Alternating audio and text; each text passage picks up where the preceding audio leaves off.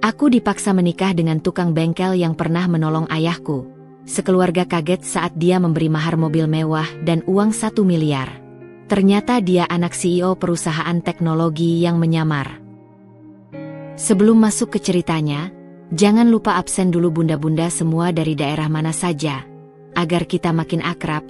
Dan bagi bunda yang belum subscriber, jangan lupa untuk klik tombol subscriber agar tidak ketinggalan kisah menarik selanjutnya.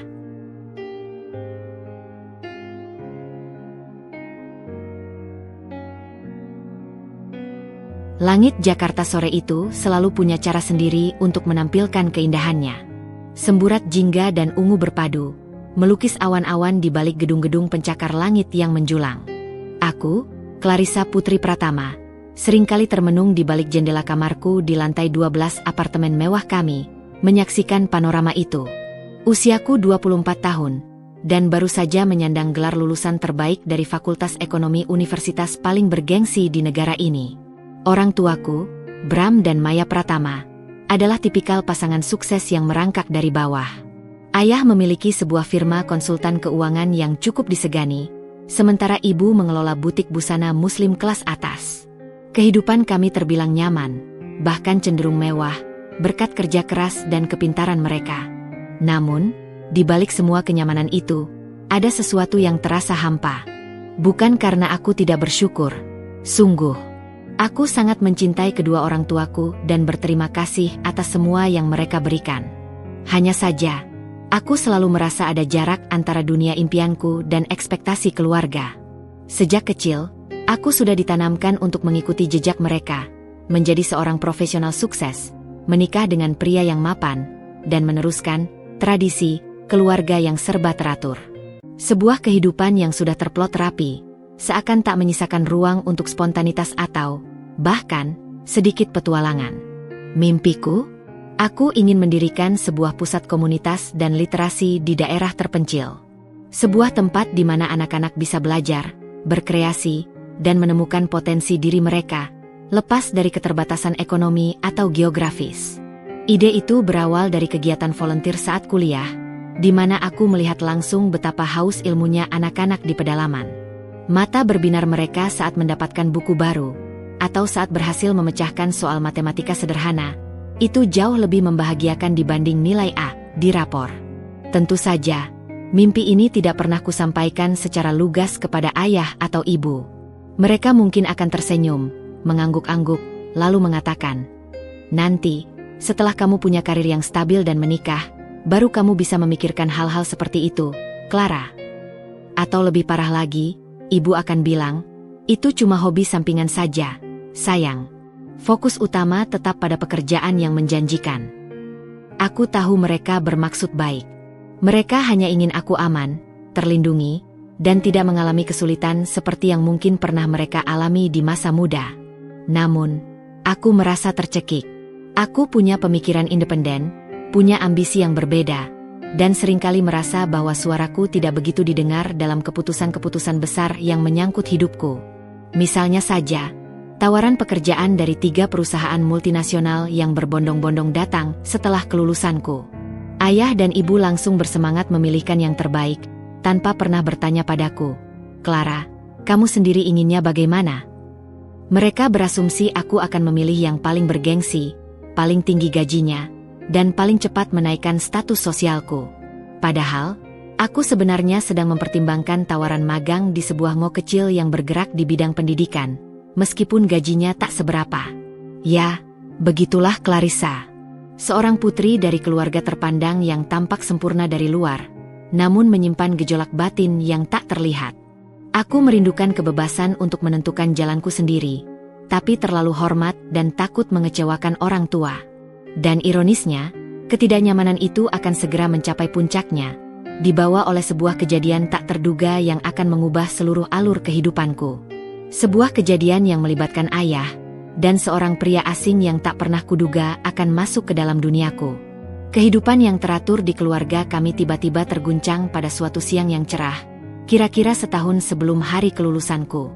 Aku sedang asyik mengerjakan revisi skripsi di perpustakaan universitas yang dingin dan sunyi, dikelilingi tumpukan buku dan laptop yang menyala.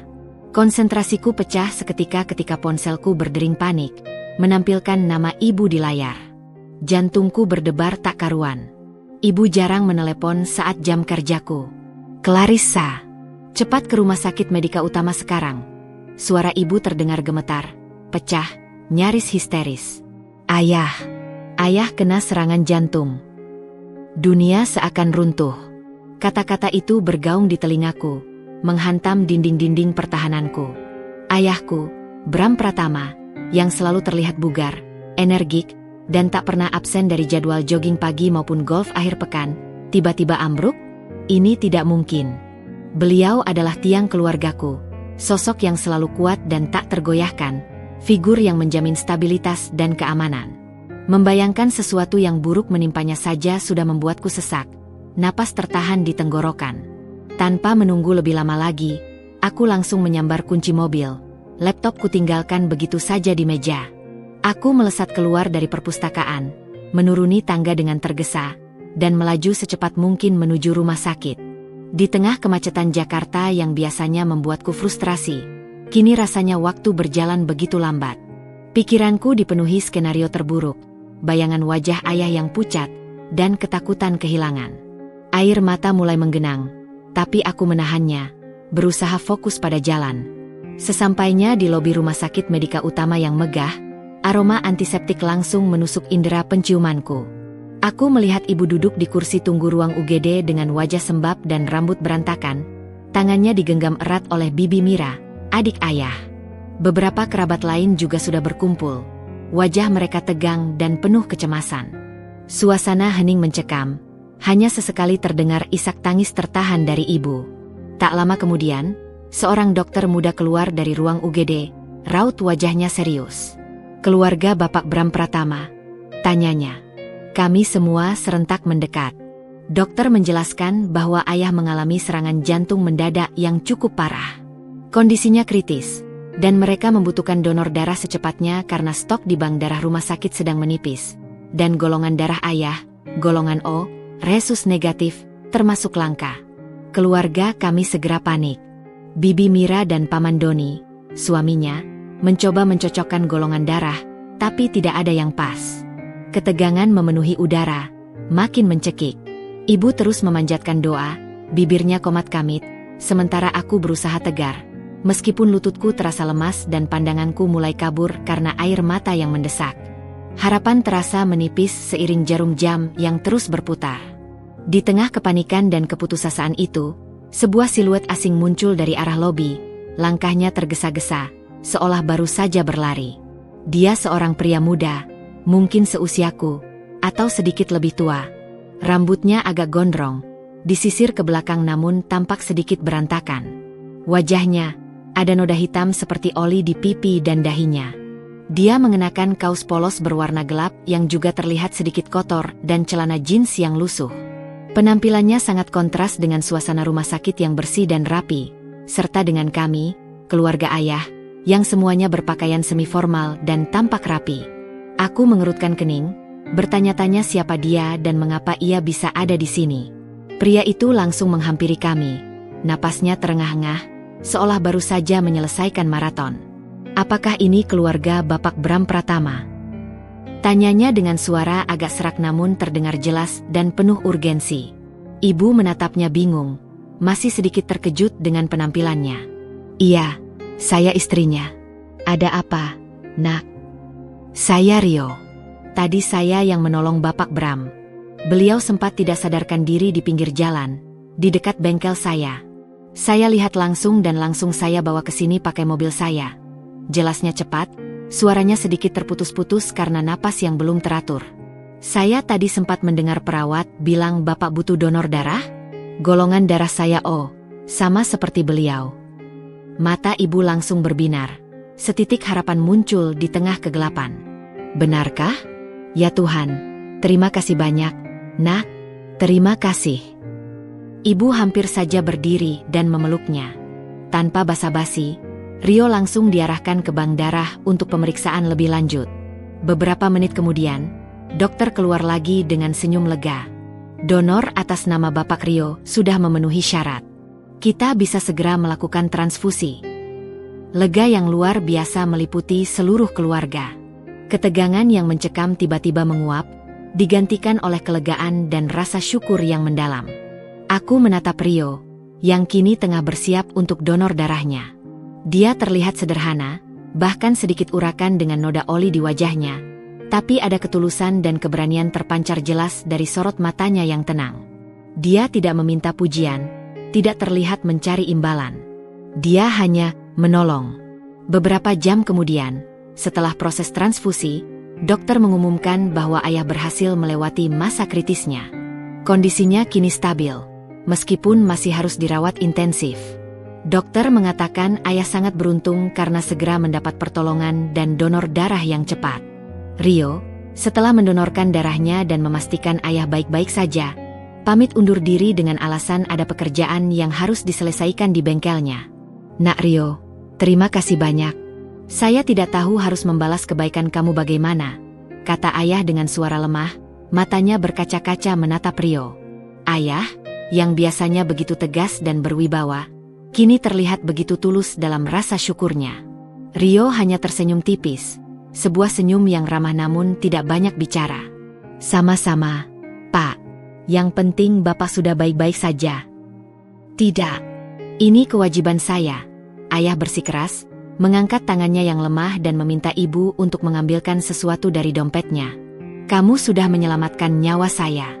Saya tidak akan melupakan ini. Ini kartu nama saya. Kalau ada apa-apa, jangan sungkan hubungi saya. Saya janji akan membalas kebaikan kamu. Rio mengambil kartu itu dengan canggung, seolah tidak terbiasa menerima hal semacam itu. Tidak perlu, Pak. Saya ikhlas menolong. Ambil saja, Nak. Itu tanda terima kasih kami, desak ibu, matanya basah. Rio akhirnya mengangguk sopan, kemudian undur diri dengan cepat, seolah ingin menghindari perhatian lebih lanjut. Aku hanya sempat melihat punggungnya yang menjauh, menghilang di balik keramaian lobi rumah sakit. Kami tidak pernah menyangka, pertemuan singkat di pinggir jalan dan di rumah sakit itu, dengan seorang pria yang identitasnya hanya Rio si tukang bengkel, akan menjadi titik awal dari sebuah kisah yang mengubah segalanya dalam hidupku. Sosok Rio, si penolong misterius dengan tangan kotor dan penampilan sederhana itu, akan kembali lagi ke dalam hidup kami, bukan hanya sebagai pahlawan sesaat, melainkan sebagai bagian yang tak terpisahkan dari takdirku. Sebuah takdir yang akan memaksaku menghadapi semua ekspektasi dan mimpiku. Beberapa minggu setelah insiden serangan jantung itu, kondisi ayah berangsur pulih secara signifikan. Beliau sudah diizinkan pulang dan menjalani pemulihan di rumah, meskipun masih harus membatasi aktivitas dan rutin kontrol. Aura kelegaan menyelimuti rumah kami, namun ada satu hal yang terus mengganjal pikiranku dan sedikit demi sedikit mulai membangun sebuah dinding ketidaknyamanan. Rio, si penolong misterius itu. Setelah hari di rumah sakit yang penuh kepanikan dan kelegaan itu, ayah sering sekali menyebut namanya. Terlalu sering. Setiap ada kesempatan, ayah akan bercerita betapa besar utang budinya pada Rio. Beliau akan mengulang kisah bagaimana Rio dengan sigap menolongnya di pinggir jalan, mengantarkannya ke rumah sakit, bahkan mendonorkan darah tanpa ragu. Clara, kamu tahu? Tanpa Rio, ayah tidak akan ada di sini sekarang, berbicara denganmu. Ayah akan berkata, matanya menerawang, dipenuhi emosi yang mendalam. Dia itu malaikat penolong. Datang di saat yang tepat, bahkan berani mendonorkan darahnya padahal kita tidak saling kenal. Kebaikan seperti itu sangat langka. Ibu juga sesekali ikut menimpali, mengangguk setuju. Iya, Nak, jarang sekali ada orang sebaik itu di zaman sekarang. Penampilannya mungkin sederhana, memang kotor dengan oli, tapi hatinya sungguh mulia. Ayahmu beruntung sekali. Awalnya, aku menganggap semua itu hanya ungkapan rasa syukur ayah yang berlebihan pasca sakit parah. Wajar saja, beliau baru saja lolos dari maut. Mungkin ini semacam post-traumatic gratitude, rasa terima kasih yang meledak-ledak. Tapi, frekuensi cerita tentang Rio semakin sering. Ayah bahkan beberapa kali mencoba menghubungi Rio melalui nomor yang tertera di kartu nama yang diberikannya. Beliau menelepon, mengirim pesan WhatsApp, bahkan mencoba SMS. Namun, tidak pernah berhasil. Rio tidak mengangkat telepon, bahkan pesan pun tidak dibalas. Seolah-olah dia memang tidak ingin dihubungi lagi, tidak ingin ada balasan, atau bahkan sengaja menjauh. Hal ini justru membuat ayah semakin penasaran, bahkan bisa dibilang terobsesi. Beliau merasa belum bisa tenang sebelum membalas kebaikan Rio, merasa ada janji yang belum tertunaikan. Ayah sudah berjanji, Clara. Ayah harus menepati janji itu, kata ayah suatu malam di meja makan, menatap kami bergantian dengan tatapan penuh tekad. Ayah harus menemukan Rio dan membalas kebaikannya. Harga diri ayah dipertaruhkan. Aku dan ibu hanya bisa saling pandang, merasakan kekhawatiran yang sama. Kami tahu ayah adalah tipe orang yang sangat menjunjung tinggi janji dan kehormatan. Jika sudah bertekad, terutama untuk hal yang menurutnya adalah sebuah kewajiban moral, sulit sekali untuk dihentikan. Dia akan mengerahkan segala cara. Dan benar saja, ayah mulai mengerahkan orang-orangnya, jaringannya yang luas di dunia bisnis dan hukum, untuk mencari keberadaan Rio. Bukan hal yang sulit bagi seorang Bram Pratama, pemilik firma konsultan keuangan terkemuka dengan koneksi di mana-mana, untuk menemukan seseorang di Jakarta. Apalagi hanya seorang tukang bengkel, yang relatif tidak memiliki privasi serumit para pebisnis. Dalam waktu singkat, ayah berhasil melacak alamat bengkel tempat Rio bekerja, bahkan menemukan tempat tinggalnya yang sederhana di pinggir kota. Suatu sore, sekitar 2 minggu setelah ayah berhasil melacak Rio, ayah pulang ke rumah dengan raut wajah yang lebih cerah dari biasanya, seolah baru saja menemukan harta karun terpendam atau berhasil menyelesaikan kesepakatan bisnis bernilai triliunan. Beliau memanggilku dan ibu untuk duduk di ruang keluarga, memaksakan sebuah rapat keluarga yang mendadak. Ada semacam kilatan aneh di matanya, antara kelegaan, kepuasan, dan sesuatu yang sulit ku mengerti, semacam kepastian yang menakutkan. Ayah sudah bertemu Rio, kata ayah, langsung pada intinya tanpa basa-basi. Aku dan ibu saling berpandangan, sedikit lega karena ayah akhirnya bisa menuntaskan rasa penasarannya. Syukurlah, ayah. Lalu, bagaimana? Dia mau menerima balasan dari ayah? Tanyaku, mencoba menyelami maksud ayah. Ayah tersenyum lebar, senyum yang entah mengapa membuat bulu kuduku merinding. Ayah sudah menawarkan banyak hal. Bantuan finansial untuk usahanya, menawarkan posisi pekerjaan di firma ayah dengan gaji fantastis, bahkan menawarkan untuk membantunya mengembangkan bengkelnya menjadi lebih besar. Apa saja yang dia mau. Tapi dia menolak, Clara. Dia bilang dia senang dengan pekerjaannya di bengkel. Dia bilang tidak butuh balasan apa-apa. Katanya dia tulus menolong. Aku sedikit terkejut, namun di sisi lain, hal itu justru memperkuat kesan baikku terhadap Rio. Ia memang tulus, bukan seorang mata duitan. Wah, dia memang orang baik sekali, ayah, ujarku, merasa sedikit lega. Mungkin ayah akan membatalkan ide balas budi berlebihan ini. Lalu, apa yang ayah lakukan setelah dia menolak semua tawaranmu, Bram? Tanya ibu penasaran. Alisnya terangkat. Ayah menarik napas dalam-dalam, lalu mengembuskannya perlahan, seolah sedang bersiap untuk mengatakan sesuatu yang monumental.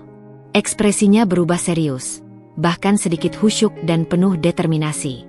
Ayah tidak menyerah, Maya. Ayah memaksanya. Ayah bilang, kalau dia tidak mau dibalas dengan materi, ayah akan membalas dengan sesuatu yang lebih berharga. Sesuatu yang akan mengikat kita selamanya dan menunjukkan betapa besar rasa terima kasih ayah. Jantungku berdebar tak enak. Firasat buruk yang tadinya samar, kini merayap menjadi kecemasan yang mendalam. Cengkraman dingin di perutku mulai terasa nyata. Ada apa ini? Kenapa ayah begitu misterius? Ayah. Ayah menawarkan apa? Tanyaku pelan, suaraku nyaris berbisik, tegang menanti jawaban.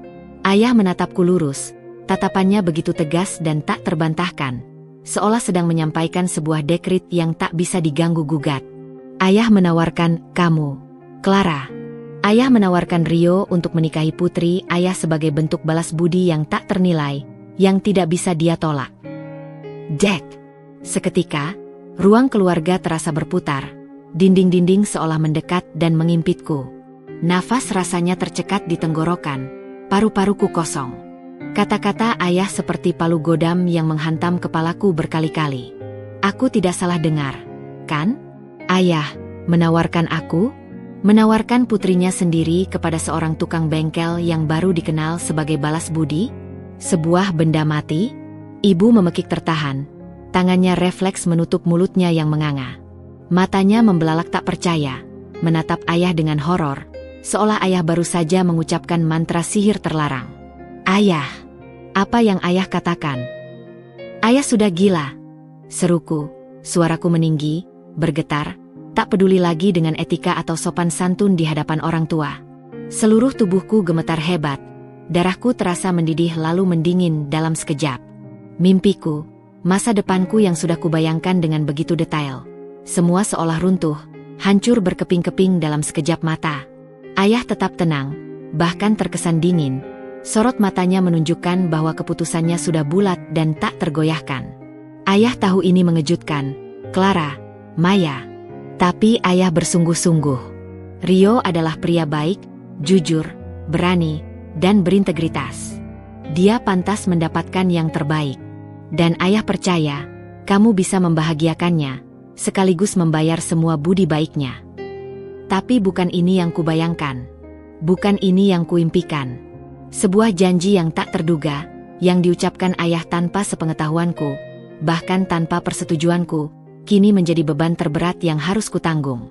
Aku merasa seperti objek, bukan seorang manusia dengan kehendak bebas, bukan seorang Clarissa yang baru saja meraih gelar sarjana dengan bangga. Sebuah keputusan yang dibuat atas nama, balas budi, telah mengikis habis semua harapan dan rencanaku sendiri, melemparkanku ke dalam jurang ketidakpastian yang menakutkan. Setelah pernyataan ayah yang menggelegar itu, ruang keluarga kami diliputi keheningan yang memekakkan telinga. Detak jantungku sendiri terasa memukul-mukuli gendang telinga, mengalahkan suara napas ibu yang terputus-putus. Ibu, yang biasanya begitu kalem, anggun, dan selalu menjaga citra diri, kini terlihat pucat pasi, matanya membelalak tak percaya. Ia menatap ayah dengan pandangan tak percaya bercampur amarah yang tertahan, seolah mencoba memahami apakah yang baru saja ia dengar adalah lelucon keji atau kenyataan pahit. Ayah serius. Ibu akhirnya memecah keheningan. Suaranya bergetar hebat, nyaris tak terdengar. Menjodohkan putri kita, putri satu-satunya, dengan seorang tukang bengkel? Bram, apa yang ayah pikirkan? Apa kata orang nanti? Clarissa baru saja lulus dengan predikat summa cum laude dari universitas terbaik. Dia punya masa depan cerah di perusahaan multinasional. Bram, ayah harus pikirkan lagi baik-baik. Ayah menatap ibu dengan sorot mata yang tak bisa dibantah, keras dan dingin. Maya, ini bukan soal omongan orang atau status sosial. Ini soal janji dan kehormatan. Nyawa ayah diselamatkan oleh Rio. Ayah sudah bertekad, dan ayah sudah bicara pada Rio. Dia setuju. Dia tidak keberatan sama sekali. Dia setuju. Pekiku tak percaya, lebih tepatnya horor. Kalimat, dia setuju, itu terasa begitu menyakitkan, seolah aku adalah sebuah barang yang diperjualbelikan. Bagaimana bisa dia setuju menerima balasan seperti itu? Ini konyol. Ayah, ini hidup Clarissa. Bukan barang yang bisa ayah tukar atau janjikan seenaknya. Amarahku melonjak tinggi, melampaui batas kesopananku pada orang tua. Aku merasa harga diriku, seluruh pencapaianku selama ini, seolah diinjak-injak begitu saja.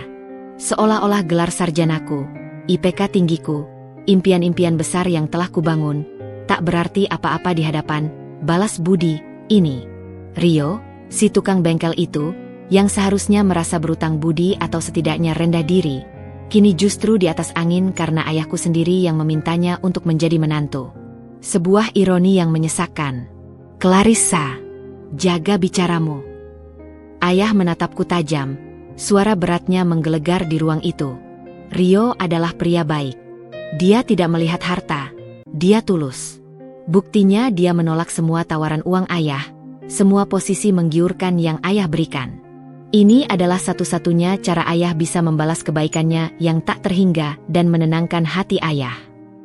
Ayah berhenti sejenak, mengambil napas dalam-dalam, lalu melanjutkan dengan nada yang lebih melunak namun tetap tegas.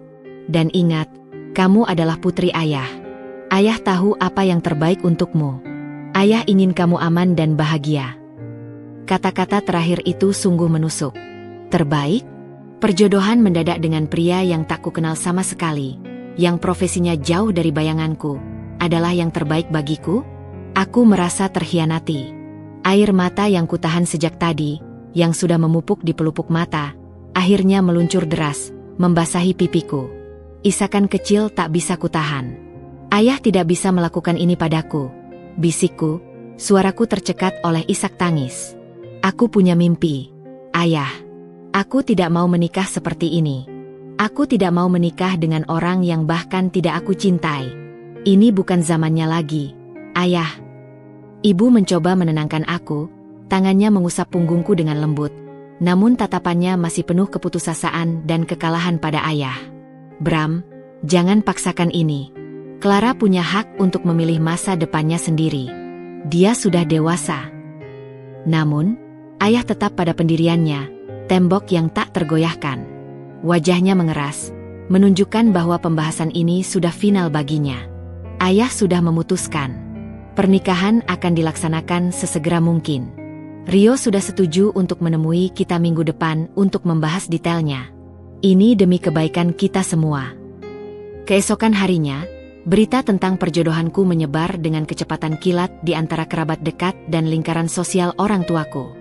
Reaksi mereka beragam, dari yang terkejut setengah mati, tidak percaya, hingga terang-terangan menunjukkan ketidaksetujuan. Telepon-telepon masuk silih berganti ke ponsel ibu dan bahkan ke ponselku, berisi pertanyaan yang sama, diulang-ulang dengan nada tidak percaya. Benarkah Clarissa Pratama akan menikah dengan seorang tukang bengkel? Apa kata tetangga nanti, Maya? Clarissa anak kesayangan, yang digadang-gadang jadi CEO, lulusan luar negeri, kok malah mau dinikahkan dengan orang biasa yang profesinya tukang bengkel? Kudengar Bibi Mira, adik ibu yang selalu peduli dengan image keluarga, mengeluh di telepon pada ibu dengan nada dramatis. Paman Doni, suami Bibi Mira, yang selalu mengagumi kepintaranku dan sering berkata aku akan menjadi CEO di masa depan, bahkan menelepon ayah secara pribadi untuk mencoba membujuknya agar membatalkan keputusannya. Bram, pikirkan lagi. Ini bukan cuma tentang balas budi, ini masa depan Clarissa.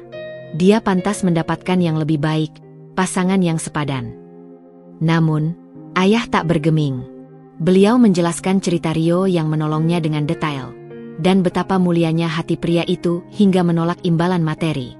Ayah berusaha keras meyakinkan semua orang bahwa ini adalah keputusan terbaik, meskipun dia sendiri pun tahu bahwa ini adalah pil pahit yang sangat sulit diterima oleh kami semua, terutama aku. Dia bersikeras bahwa integritas Rio jauh lebih berharga daripada status sosial. Aku sendiri, selama beberapa hari itu, merasa seperti boneka yang digerakkan, tanpa daya, tanpa suara. Aku mengurung diri di kamar, menolak makan, dan hanya menangis. Impian tentang pusat literasi, tentang karir cemerlang, tentang memilih pasanganku sendiri berdasarkan cinta dan kesamaan visi, semua terasa hancur lebur. Bagaimana bisa aku menghadapi dunia luar setelah ini? Bagaimana bisa aku, Clarissa yang selalu bangga dengan pencapaianku, harus memperkenalkan seorang tukang bengkel sebagai suamiku? Pertemuan dengan Rio yang sudah dijadwalkan minggu depan adalah hal yang paling kutakuti sekaligus paling kutunggu. Aku tahu aku harus menghadapi kenyataan ini. Perasaanku campur aduk, marah, sedih, kecewa, dan sedikit penasaran yang aneh. Siapa sebenarnya pria ini yang begitu tenang menerima perjodohan konyol ini? Apakah dia benar-benar tulus dan sebijaksana itu? Atau ada motif lain di baliknya? Aku harus mencari tahu. Dan yang terpenting, bagaimana aku bisa bertahan dalam pernikahan yang dimulai dengan cara seperti ini, tanpa cinta, tanpa pilihan? Seminggu setelah pengumuman yang menghebohkan itu, hari yang paling kutakutkan pun tiba, pertemuan dengan Rio. Ayah bersikeras kami harus makan malam bersama di sebuah restoran fine dining kelas atas di pusat kota, sebuah tempat yang sangat jauh dari kesan bengkel atau oli. Interiornya elegan dengan sentuhan Art Deco, pencahayaan remang-remang, dan alunan musik jazz lembut, menciptakan suasana yang intim, atau dalam kasusku, mencekik. Aku sudah mencoba berbagai alasan untuk menghindar, mulai dari merasa tidak enak badan hingga ada tugas kuliah mendadak yang harus kuselesaikan secepatnya, tapi ayah tetap tak bergeming. Nada suaranya menunjukkan tidak ada ruang untuk penolakan. Ibu pun, Meski sama-sama keberatan dan sempat memohon pada ayah, tidak bisa berbuat banyak selain menatapku dengan tatapan kasihan, seolah turut merasakan beban berat di pundakku. Aku memilih gaun sederhana berwarna gelap, dengan potongan lurus dan tanpa detail yang mencolok. Riasanku pun kubuat seminimal mungkin, hanya sedikit bedak dan lipstik warna natural. Aku berusaha tampil seadanya, tanpa riasan berlebihan atau gaya rambut yang memancing perhatian. Aku tidak ingin Rio berpikir aku berusaha menarik perhatiannya, atau bahwa aku menerima perjodohan ini dengan lapang dada. Bahkan, aku berharap penampilanku yang datar itu akan membuatnya merasa tidak nyaman, mungkin sedikit canggung, dan mungkin, entah bagaimana, membatalkan semua ini. Aku ingin dia melihat betapa tidak antusiasnya aku, betapa terpaksa aku berada di sana. Ketika kami tiba di restoran yang sudah ramai itu, Rio sudah duduk di meja bundar yang kami pesan, sendirian. Di atas meja sudah tersedia beberapa appetizer dan minuman. Penampilannya jujur, membuatku sedikit terkejut. Jika di rumah sakit dia tampak lusuh dengan noda oli dan rambut berantakan, kali ini dia adalah sosok yang berbeda. Dia mengenakan kemeja polos berwarna beige yang rapi, lengan kemejanya digulung rapi hingga siku, memperlihatkan lengan yang terbentuk dengan baik. Celana chino gelap dan sepatu loafers kulit coklat yang mengilat melengkapi penampilannya. Rambutnya tertata lebih rapi, meskipun masih ada kesan sedikit berantakan yang justru memberinya karisma effortless, seolah dia tidak berusaha terlalu keras namun tetap terlihat menawan. Dia terlihat bersih, wangi, dan cukup tampan, sebenarnya. Jauh dari bayanganku tentang seorang tukang bengkel yang kotor dan kasar. Pikiranku berkelit, apa ini bagian dari triknya? "Selamat malam, Om, Tante," sapanya ramah dengan senyum tipis, begitu kami mendekat. Suaranya terdengar berat dan menenangkan, tidak seperti yang kubayangkan. Kemudian pandangannya beralih padaku. Mata gelapnya menatapku lurus, sebuah kilatan aneh yang tidak bisa kuartikan melintas di sana. "Clarissa," katanya lagi, seolah mengucapkan namaku adalah hal yang paling natural di dunia. Aku hanya mengangguk kaku, tanpa senyum, dan langsung duduk di kursi di hadapan ayah, sengaja menghindari kontak mata lebih lanjut dengannya. Aku bisa merasakan tatapannya masih tertuju padaku, namun aku pura-pura sibuk membaca daftar menu yang tebal dan mewah, meskipun mataku hanya melayang tanpa fokus pada isinya. Aku bisa merasakan denyut nadi di pelipisku. Sepanjang makan malam, suasana terasa sangat canggung, setebal saus demi glace pada steak mahal yang sebentar lagi akan disajikan. Ayah, yang merasa bertanggung jawab untuk mencairkan suasana, berusaha keras dengan obrolan ringan tentang bisnis, fluktuasi pasar saham, dan ekonomi global, topik yang jelas dikuasai ayah. Rio menanggapi dengan lugas dan cerdas, sesekali memberikan pandangan yang mengejutkan ayah. Ia tidak seperti yang kubayangkan sama sekali. Dia tidak terdengar seperti orang yang baru lulus SD atau hanya tahu tentang mesin. Kosakatanya luas, analisisnya tajam, dan pemahamannya tentang ekonomi global cukup mendalam.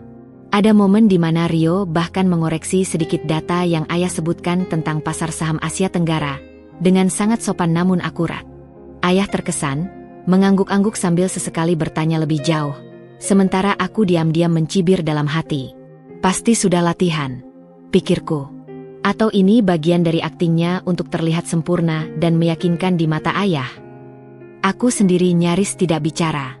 Aku hanya sibuk memainkan sendok kecilku di atas tatakan, atau sesekali menyeruput air putih.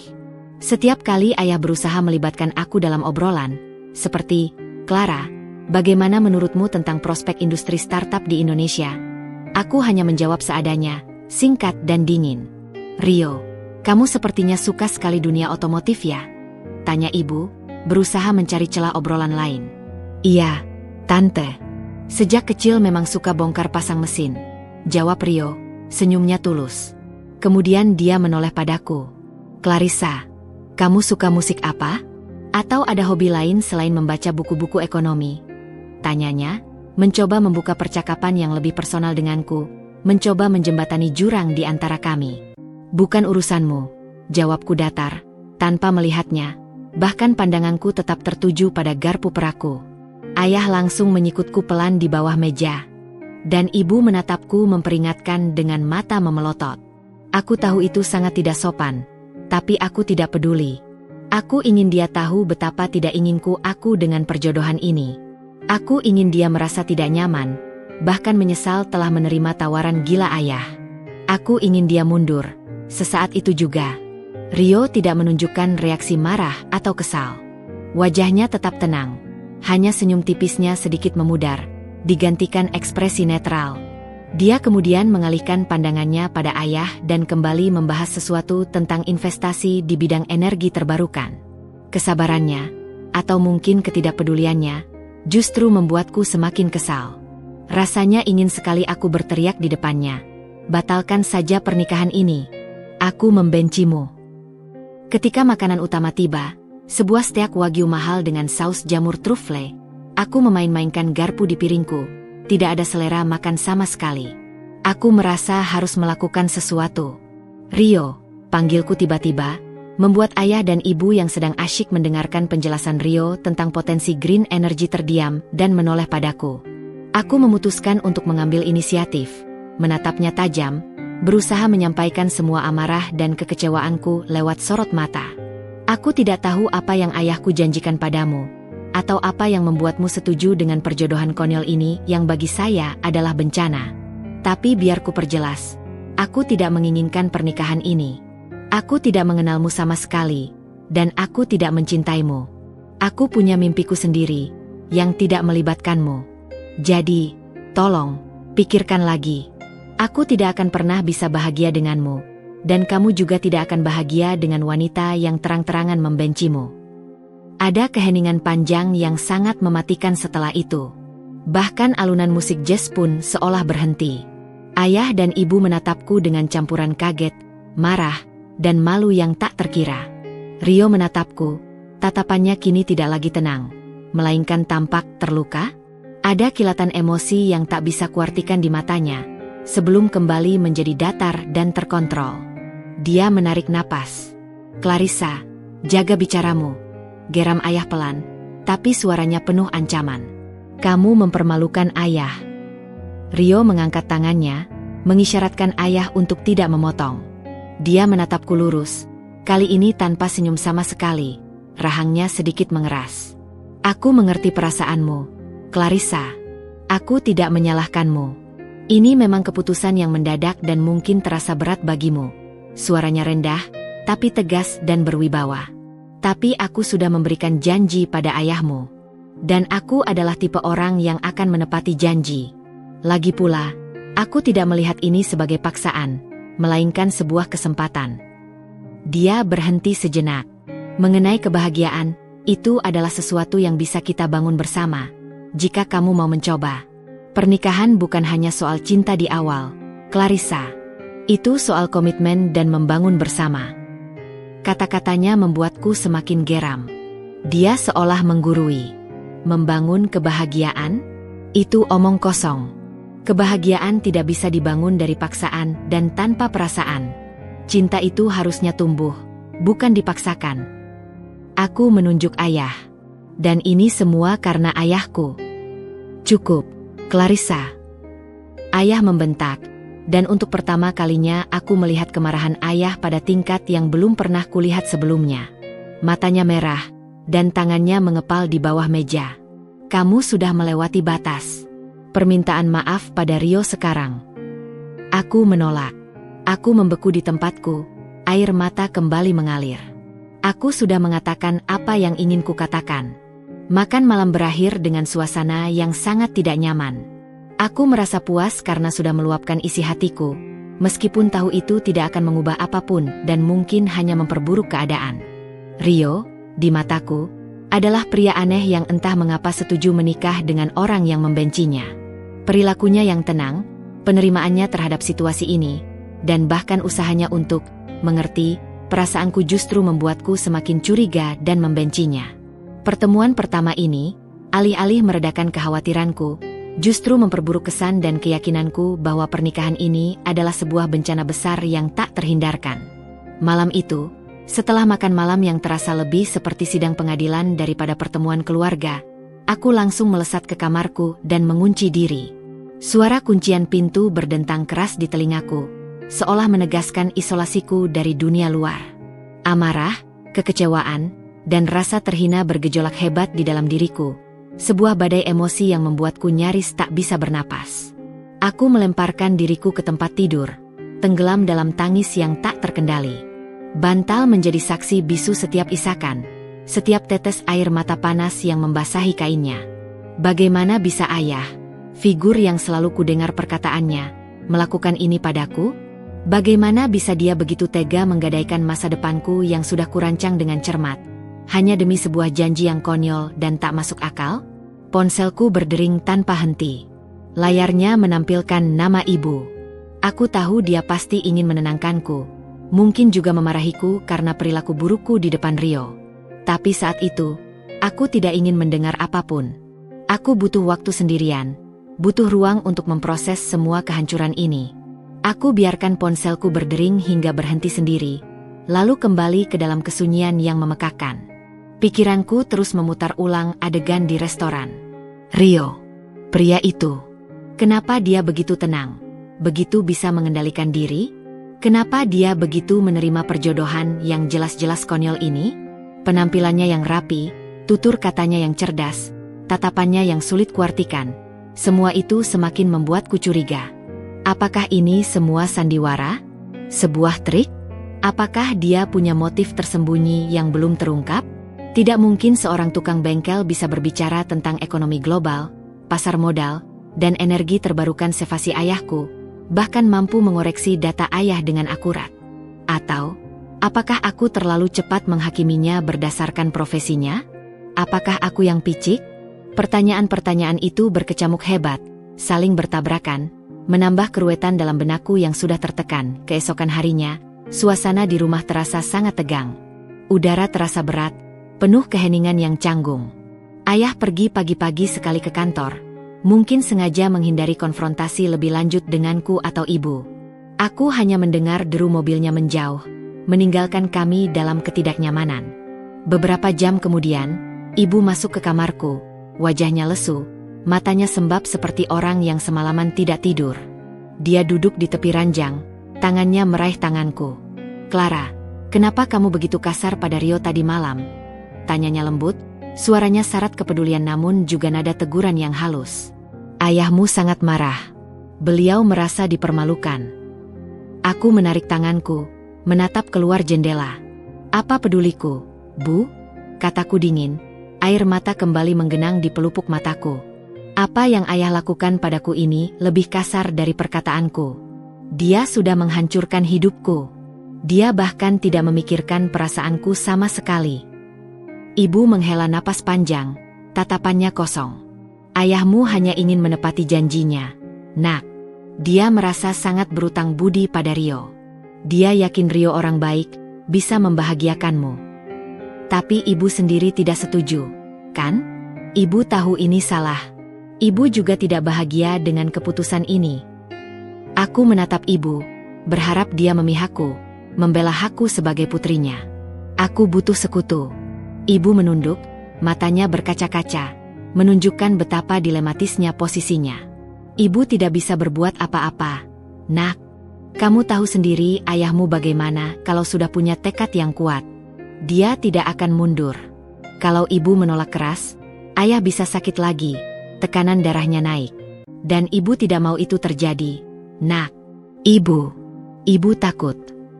Suaranya hampir tak terdengar di akhir kalimat, menunjukkan betapa terpojoknya dia juga. Kata-kata ibu membuatku merasa makin terpojok. Aku terjebak di antara janji ayah yang tak tergoyahkan dan ketidakberdayaan ibu. Aku merasa tak ada satupun yang memihakku, yang mengerti perasaanku, yang bisa melindungiku dari takdir mengerikan ini. Aku sendirian menghadapi badai ini. Sementara itu, berita perjodohanku terus menyebar luas seperti api di padang kering. Tidak hanya di kalangan keluarga inti, tapi juga ke sanak saudara yang lebih jauh, kolega-kolega ayah di dunia bisnis, hingga teman-teman kuliahku yang biasanya hanya membahas skripsi atau rencana traveling usai lulus. Reaksi mereka semakin memperburuk perasaanku. "Clara, benarkah kamu akan menikah dengan tukang bengkel? Kamu kan bisa mendapatkan pria yang lebih baik, lebih mapan," kata Sarah, teman dekatku, di telepon. Suaranya penuh simpati, tapi di balik itu aku bisa merasakan nada kasihan, kebingungan, dan sedikit kejutan yang menusuk. Kudengar Paman Hendra, kakak ayah, menelepon ayah dan ibu malam itu. Suaranya terdengar keras bahkan dari luar kamarku. "Bram, Maya, ini keputusan gila. Clarissa punya masa depan yang sangat cerah. Dia aset keluarga. Kalian tidak bisa mengorbankan dia hanya karena utang budi. Ada banyak cara lain untuk membalasnya. Uang, modal usaha, jabatan. Bukan pernikahan." Bibi Siti, adik ibu, bahkan datang langsung ke rumah keesokan harinya, membawa semangkuk bubur ayam buatan sendiri, mencoba membujuk ayah dan ibu dengan pendekatan yang lebih lembut namun penuh kekhawatiran. "Maya, ayah Bram, ini keterlaluan. Clara itu harapan keluarga. Kita semua menginginkan yang terbaik untuknya. Calon suami yang mapan, dari keluarga baik-baik, sepadan dengan Clarissa. Bukan orang seperti itu yang entah dari mana asalnya." Kata-kata orang seperti itu menusuk telingaku, menghantam harga diriku yang sudah rapuh. Aku tahu mereka tidak bermaksud jahat, mereka hanya khawatir dan terkejut. Tapi setiap komentar, setiap tatapan kasihan, setiap bisikan yang kudengar dari kerabat atau teman, semakin memperkuat keyakinanku bahwa aku telah menjadi bahan gunjingan, objek belas kasihan. Aku merasa malu. Harga diriku runtuh ke titik nol. Bagaimana bisa aku menunjukkan wajahku di depan publik lagi? Bagaimana bisa aku menjelaskan kepada teman-temanku, kepada profesor-profesorku yang selalu memujiku, bahwa lulusan terbaik seperti aku akhirnya menikah dengan cara konyol dan memalukan seperti ini? Aku mencoba berbicara lagi dengan ayah. Kali ini dengan pendekatan yang lebih tenang. Setelah meredakan amarahku, berharap ia luluh. "Ayah, kalau ayah memang sangat berutang budi, biar aku yang mencarikan beasiswa untuk Rio agar dia bisa melanjutkan pendidikan tinggi di luar negeri, atau memberinya modal usaha yang sangat besar agar bengkelnya jadi raksasa. Ayah bahkan bisa mengangkatnya jadi manajer di firma ayah, mengajarkan dia bisnis. Tapi jangan aku, ayah. Jangan jadikan aku sebagai jaminan untuk sebuah janji yang tidak masuk akal." Aku berusaha terdengar rasional, logis, seperti Clarissa si mahasiswa berprestasi yang selalu memecahkan masalah. Ayah menatapku dengan tatapan lelah, namun tak tergoyahkan sedikitpun. Wajahnya menunjukkan bahwa dia sudah memikirkan ini matang-matang, dan keputusannya tidak akan berubah. "Clara, ayah sudah bicara dengan dia. Dia menolak semua tawaran itu. Dia hanya mau menerima ini sebagai balasan. Dia bilang ini adalah janji yang ayah berikan, dan dia akan menagihnya. Dia melihat ini sebagai komitmen ayah." Suara ayah berubah tegas, final. "Kamu harus mengerti, nak, ini adalah kehormatan ayah. Dan ayah percaya ini yang terbaik untukmu. Ayah tidak akan memaksa jika ayah tidak yakin." Keyakinan ayah yang begitu kuat dan tak tergoyahkan membuatku tak berdaya. Aku tahu tak ada lagi yang bisa kulakukan. Setiap argumen, setiap permohonan, setiap tetesan air mata yang kukeluarkan terasa sia-sia, bagaikan air yang tumpah di atas batu. Aku merasa seperti terpenjara dalam keputusan orang lain, sebuah catur yang digerakkan oleh pemain yang tak bisa kubantah. Pergolakan batin ini begitu menyiksa, menggerogoti jiwaku. Aku membenci situasi ini, membenci Rio yang entah mengapa setuju dengan perjodohan ini seolah tanpa beban, dan membenci diriku sendiri yang tak berdaya menghadapi takdir yang kejam ini. Masa depanku, mimpiku, kebebasanku, semuanya seolah sirna, digantikan oleh bayangan pernikahan paksa dengan seorang pria yang baru kukenal, yang tidak kuinginkan, dan yang keberadaannya terasa seperti sebuah ironi pahit dalam hidupku. Hari-hari berikutnya terasa seperti neraka yang perlahan membakar dari dalam. Aku tidak bisa tidur nyenyak, setiap malam dihantui mimpi buruk tentang pernikahan aneh, di mana aku berdiri di altar dengan gaun putih yang terasa seperti kain kafan, di samping seorang pria asing yang wajahnya diselimuti kabut. Nafsu makanku menghilang sama sekali. Setiap suap makanan terasa hambar, bahkan menyesakkan tenggorokan. Yang ada hanyalah rasa hampa, lelah fisik dan mental yang luar biasa, seolah jiwaku terkuras habis. Ayah semakin intensif dalam usahanya meyakinkan aku.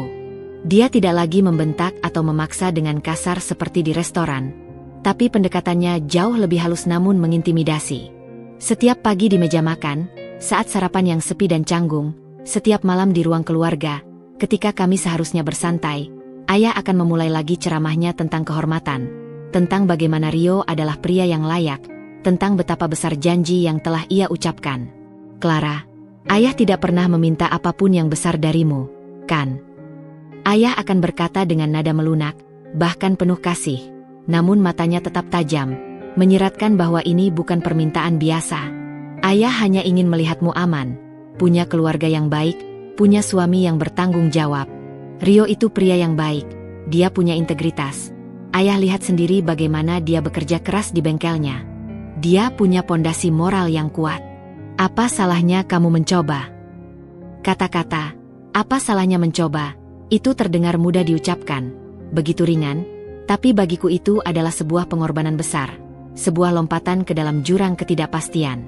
Bagaimana bisa aku mencoba membangun sebuah pernikahan, sebuah rumah tangga, dengan pria yang sama sekali tidak kuinginkan, bahkan tidak kukenali secara mendalam? Cinta? Kompatibilitas? Kesamaan visi? Semua itu seolah tidak penting bagi ayah. Baginya, sebuah janji, sebuah utang budi, adalah segalanya, lebih berharga dari perasaanku sendiri. Suatu malam, ayah memanggilku ke ruang kerjanya. Ruangan itu selalu terasa formal dan dingin, dipenuhi rak buku tinggi berisi buku-buku hukum dan keuangan, serta dokumen-dokumen penting yang tersusun rapi. Aroma kertas dan tinta memenuhi udara. Ayah duduk di balik meja mahoni besarnya, dengan punggung tegak, menatapku serius, aura wibawanya begitu kuat.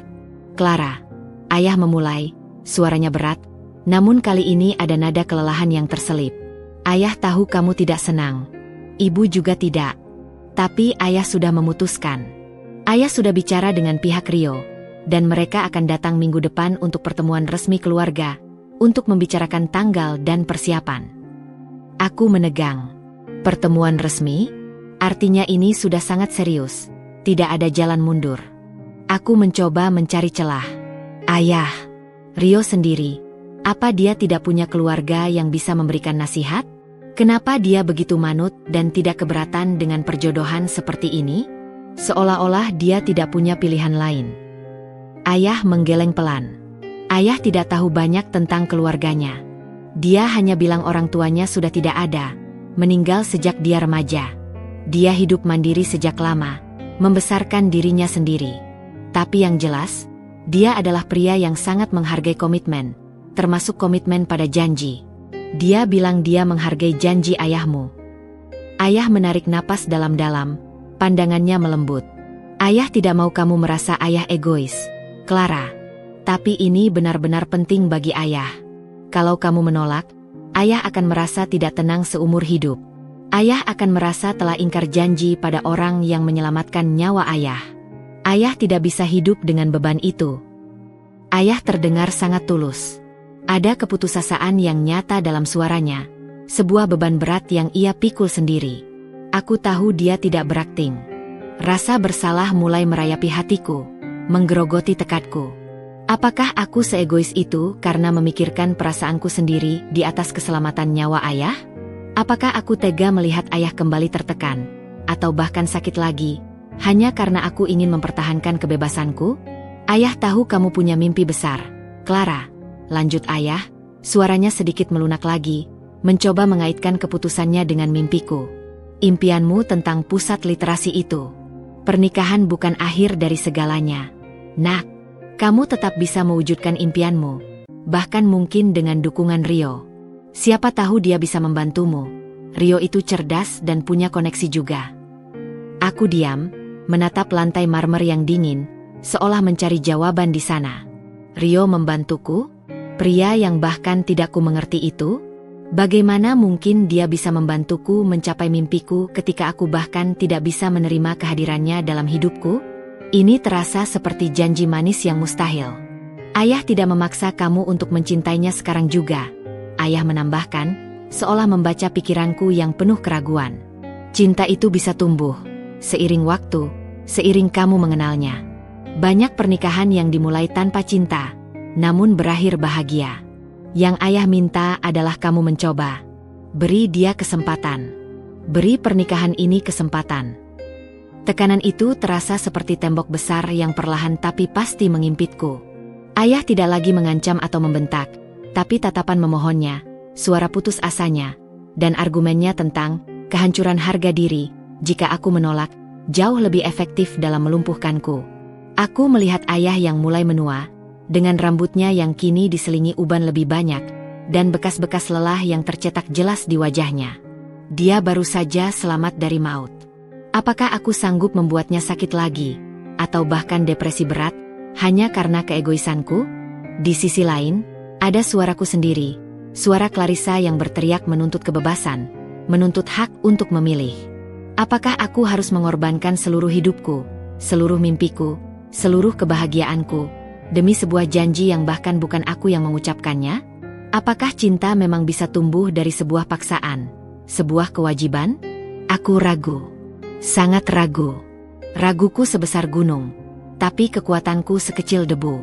Malam itu, setelah percakapan panjang yang menguras emosi dengan ayah, aku tidak bisa memejamkan mata.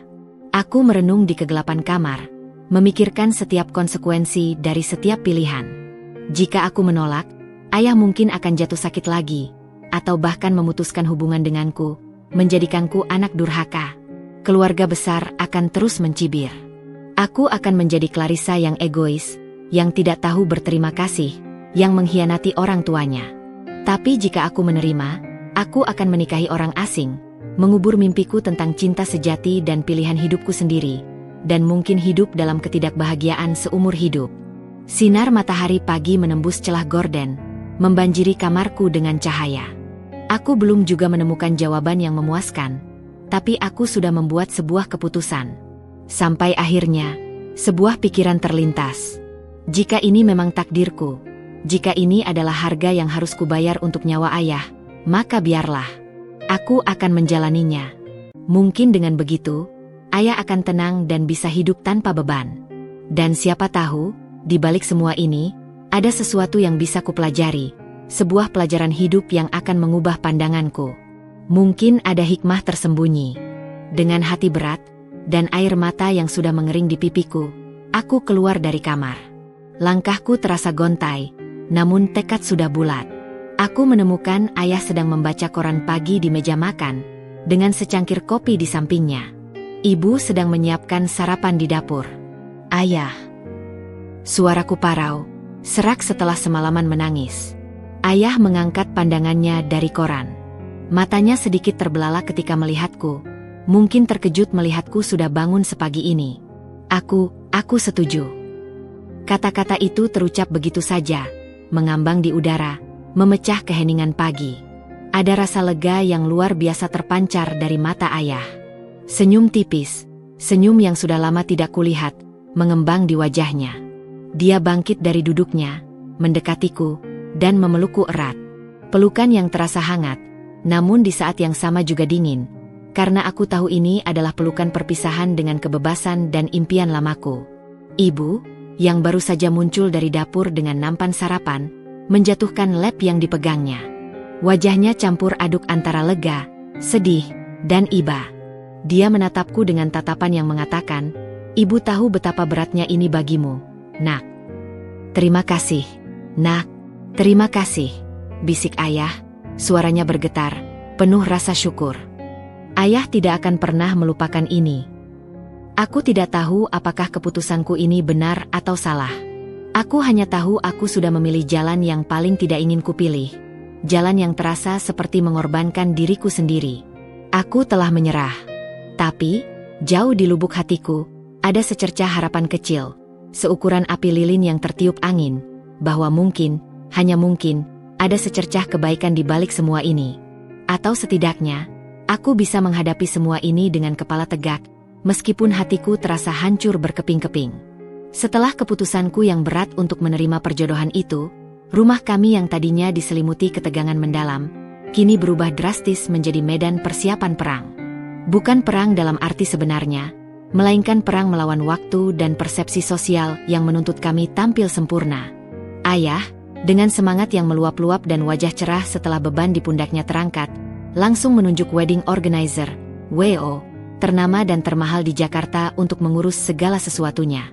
Beliau ingin pernikahan ini diadakan secepatnya, dalam kurun waktu kurang dari 2 bulan, seolah ada beban besar yang harus segera ia lepaskan dari hati dan pikirannya. Kita akan adakan pesta pernikahan yang paling megah, Clara, kata ayah padaku suatu pagi saat sarapan, matanya berbinar penuh kebahagiaan. Ayah ingin semua orang tahu bahwa ayah menghargai Rio, dan kamu akan menikah dengan pria yang luar biasa, tidak kalah dari yang lain.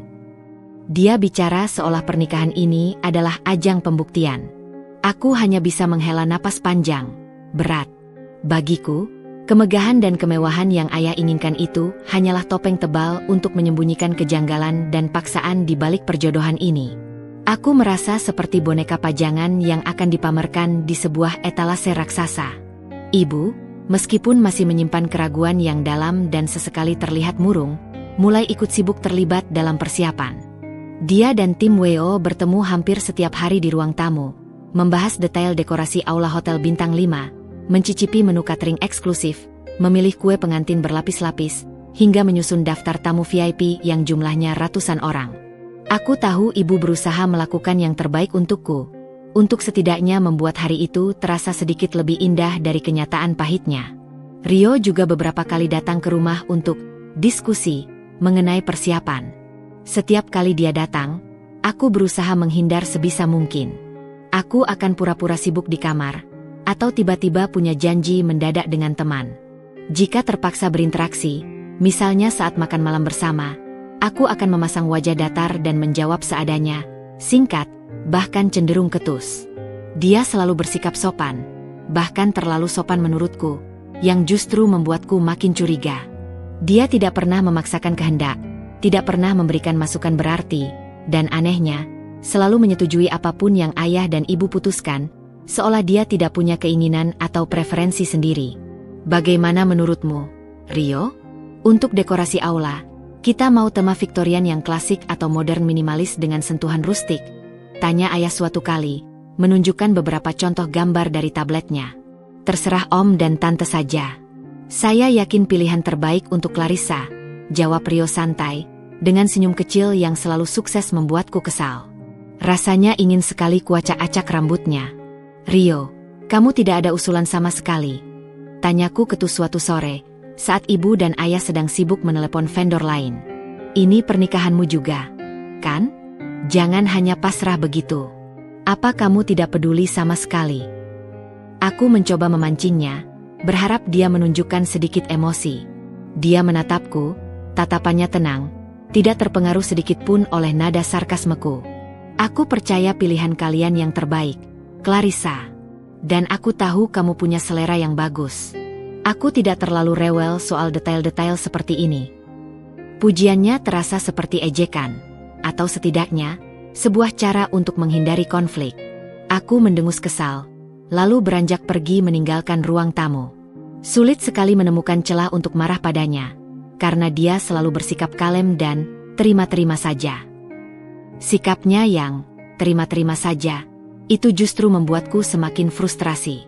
Aku ingin dia marah, berargumen, menunjukkan bahwa dia juga manusia dengan emosi dan keinginan. Tapi tidak. Dia seperti tembok yang tak bisa ditembus, sebuah misteri yang semakin dalam. Daftar tamu menjadi isu besar lainnya. Ayah ingin mengundang semua kolega pentingnya, para pejabat, dan pengusaha kelas kakap dari berbagai industri. Ibu ingin mengundang semua kerabat besar, termasuk yang paling suka bergosip dan menganalisis setiap detail kehidupan orang lain. Aku tahu tujuannya adalah untuk menunjukkan bahwa kami tidak malu, bahwa Rio adalah calon menantu yang layak, dan pernikahan ini adalah perayaan besar. Namun, hal ini justru membuatku semakin tertekan. Aku membayangkan tatapan mata mereka yang menyelidik, bisik-bisik yang akan terdengar di sepanjang lorong resepsi, dan pertanyaan-pertanyaan menyudutkan yang pasti akan muncul, seperti, jadi ini menantu barunya? Tukang bengkel itu. Clarissa, pastikan kamu terlihat ceria nanti, pesan ibu suatu kali, saat kami sedang mencoba gaun pengantin rancangan desainer terkenal. Gaun itu indah, bertahtakan kristal dan renda, tapi terasa begitu berat di pundakku. Jangan sampai ada yang berpikir kamu tidak bahagia. Kita harus menunjukkan pada mereka bahwa ini semua baik-baik saja. Senyum, nak, ini hari bahagiamu. Aku menatap pantulan diriku di cermin. Gaun putih yang indah, mahkota bunga yang berkilauan terpasang di kepalaku. Semua tampak sempurna, seolah aku adalah pengantin paling bahagia di dunia. Namun, mata di balik gaun itu tampak kosong, penuh duka, seperti cermin yang memantulkan jiwa yang patah. Aku merasa seperti penipu ulung, bersembunyi di balik kemegahan yang palsu. Bagaimana bisa aku berpura-pura bahagia di hari yang seharusnya paling membahagiakan dalam hidup seorang wanita? Di sela-sela semua persiapan yang memusingkan dan menguras energi itu, aku masih sempat memikirkan mimpiku. Pusat literasi itu. Apakah aku harus menguburnya dalam-dalam, menganggapnya hanya mimpi kanak-kanak yang takkan pernah terwujud? Apakah pernikahan ini akan mematikan semua ambisiku, menjadikanku hanya seorang istri dari pria yang tidak kucintai? Atau adakah celah, sekecil apapun, sehalus benang sutra, untuk tetap mengejarnya, bahkan setelah semua ini? Pikiran itu adalah satu-satunya pelampungku di tengah badai ini, satu-satunya secercah harapan yang tersisa. Waktu berlalu begitu cepat, seolah dipercepat. Hari H semakin mendekat, dengan segala detailnya sudah final. Undangan sudah disebar, gedung sudah dihias, cincin sudah terukir. Semua persiapan berjalan lancar, terlalu lancar, seolah semesta berkonspirasi untuk memastikan pernikahan ini terjadi tanpa hambatan sedikitpun. Aku merasa semakin tenggelam dalam pusaran yang tak bisa kukendalikan. Rio dan aku, kami berdua akan berdiri di pelaminan, mengucap janji suci, namun dengan dua hati yang sangat berbeda. Dia mungkin tulus dengan janjinya pada ayah, tulus menerima takdir ini, tapi aku hanya mencoba bertahan, berharap keajaiban datang atau setidaknya sebuah jawaban atas misteri di balik sosok Rio, yang semakin hari semakin membuatku penasaran sekaligus membencinya. Pagi hari pernikahan terasa seperti kabut tebal yang menyelimuti seluruh indraku. Aku terbangun dengan rasa mual yang melilit perut dan kepala berdenyut hebat, seolah dihantam godam berulang kali. Gaun pengantin putih bersih yang menggantung rapi di lemari, dirancang khusus oleh desainer ternama, kini terasa seperti beban yang menakutkan, bukan impian masa kecil yang selalu kubayangkan. Ruangan rias di suite hotel mewah kami dipenuhi penata rias profesional, penata rambut yang sibuk dengan gulungan dan semprotan, serta beberapa bibi dan sepupu yang tak henti-hentinya mengomentari penampilanku. Senyum dipaksakan terpatri di wajahku setiap kali ada yang memuji betapa cantik dan manglinginya aku hari itu. Di dalam, aku merasa kosong, seolah jiwaku telah meninggalkan raga. Ibu duduk di sampingku, matanya berkaca-kaca, sesekali menyeka sudut matanya dengan tisu. "Kamu cantik sekali, nak," bisiknya, tangannya menggenggam tanganku yang dingin dan gemetar. Aku bisa merasakan kesedihan yang sama terpancar darinya, meskipun ia berusaha menutupi dengan senyum tipis yang dipaksakan. Aku hanya mengangguk, terlalu lelah untuk bicara, terlalu mati rasa untuk merasakan apapun selain kecemasan. Prosesi akad nikah diadakan di sebuah masjid megah yang berada di kompleks Hotel Bintang 5. Arsitektur masjid yang modern namun tetap sakral, dengan kubah dan menara yang menjulang tinggi, seharusnya menciptakan suasana khusyuk. Langit cerah, biru tanpa awan, seolah mendukung acara ini. Ironisnya, cuaca cerah itu terasa seperti ejekan bagi badai dalam hatiku. Saat ayah menuntunku berjalan pelan menuju tempat akad, jantungku berdebar tak karuan, memukul-mukuli tulang rusukku seperti genderang perang. Setiap langkah terasa berat, seolah kakiku tertanam dalam lumpur, enggan untuk maju. Di sana, di depan penghulu yang berwibawa, duduklah Rio. Dia mengenakan jas pengantin berwarna krem yang pas di tubuhnya, terlihat gagah. Rambutnya ditata rapi, tidak ada lagi jejak berantakan yang kutemukan di pertemuan pertama. Wajahnya tampak tenang, bahkan sedikit wibawa, memancarkan aura percaya diri yang membuatku makin tak mengerti. Tatapannya tertuju lurus ke depan, seolah sama sekali tidak memedulikan tatapan aneh, bisik-bisik, atau penilaian yang mungkin ditujukan padanya. Ayah melepaskan genggamanku, perlahan namun pasti, dan menyerahkannya pada Rio. Tangannya terasa hangat saat menggenggamku, sebuah kontras yang tajam dengan dinginnya hatiku saat itu. Aku berusaha tidak melihat matanya, tetap menunduk, fokus pada karpet merah di bawah kaki kami. Suasana hening saat penghulu memulai prosesi ijab kabul. Suara lantunan doa dan ayat suci memenuhi ruangan, menambahkan kesakralan yang, Entah mengapa, terasa aneh dan tidak relevan bagiku. Aku hanya ingin semua ini cepat berakhir. Ingin segera terbangun dari mimpi buruk ini.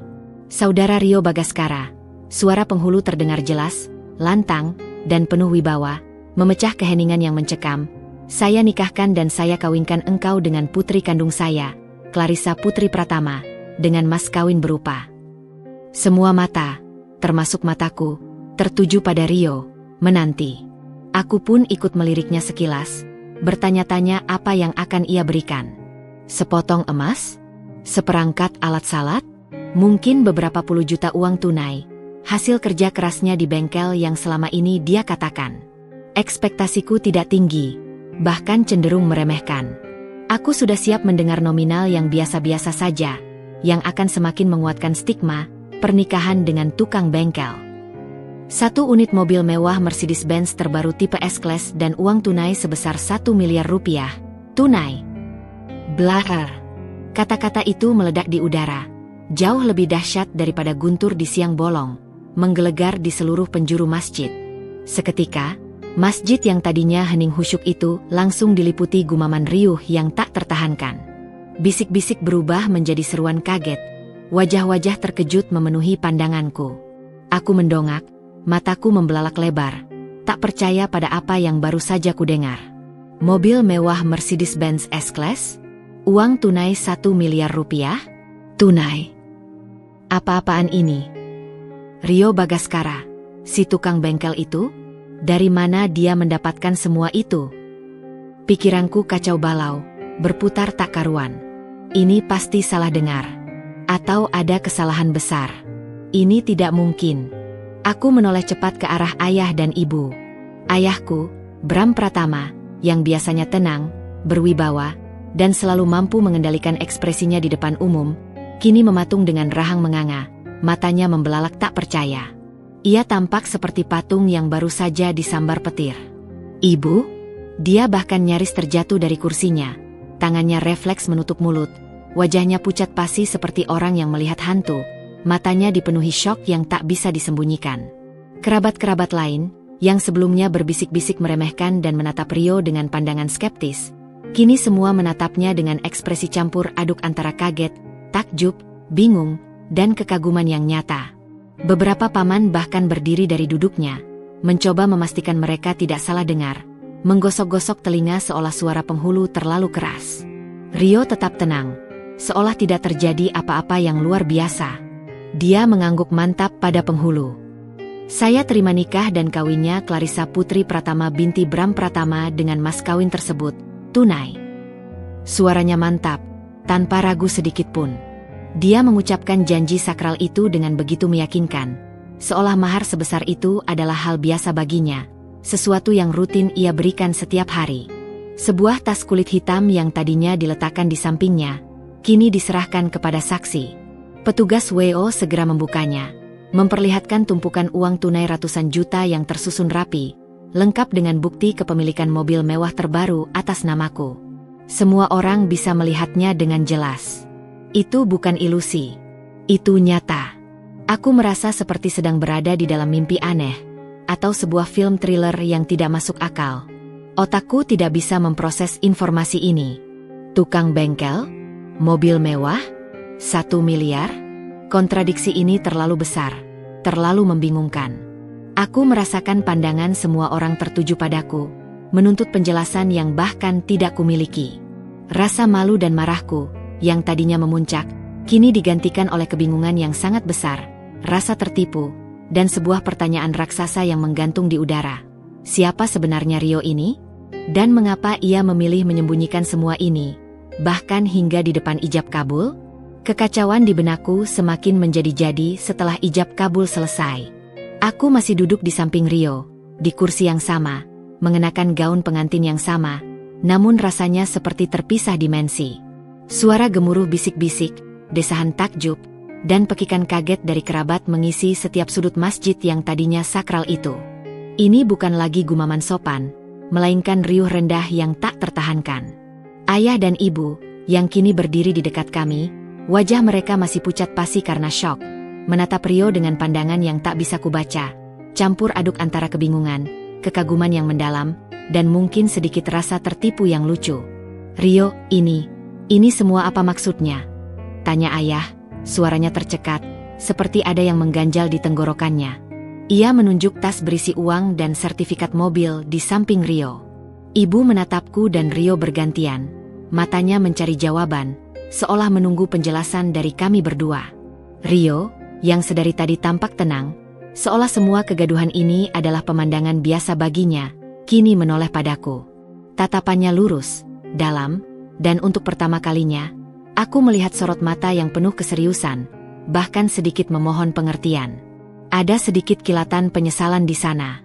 Dia kemudian meraih mikrofon yang sebelumnya digunakan penghulu, menggesernya perlahan mendekat ke bibirnya.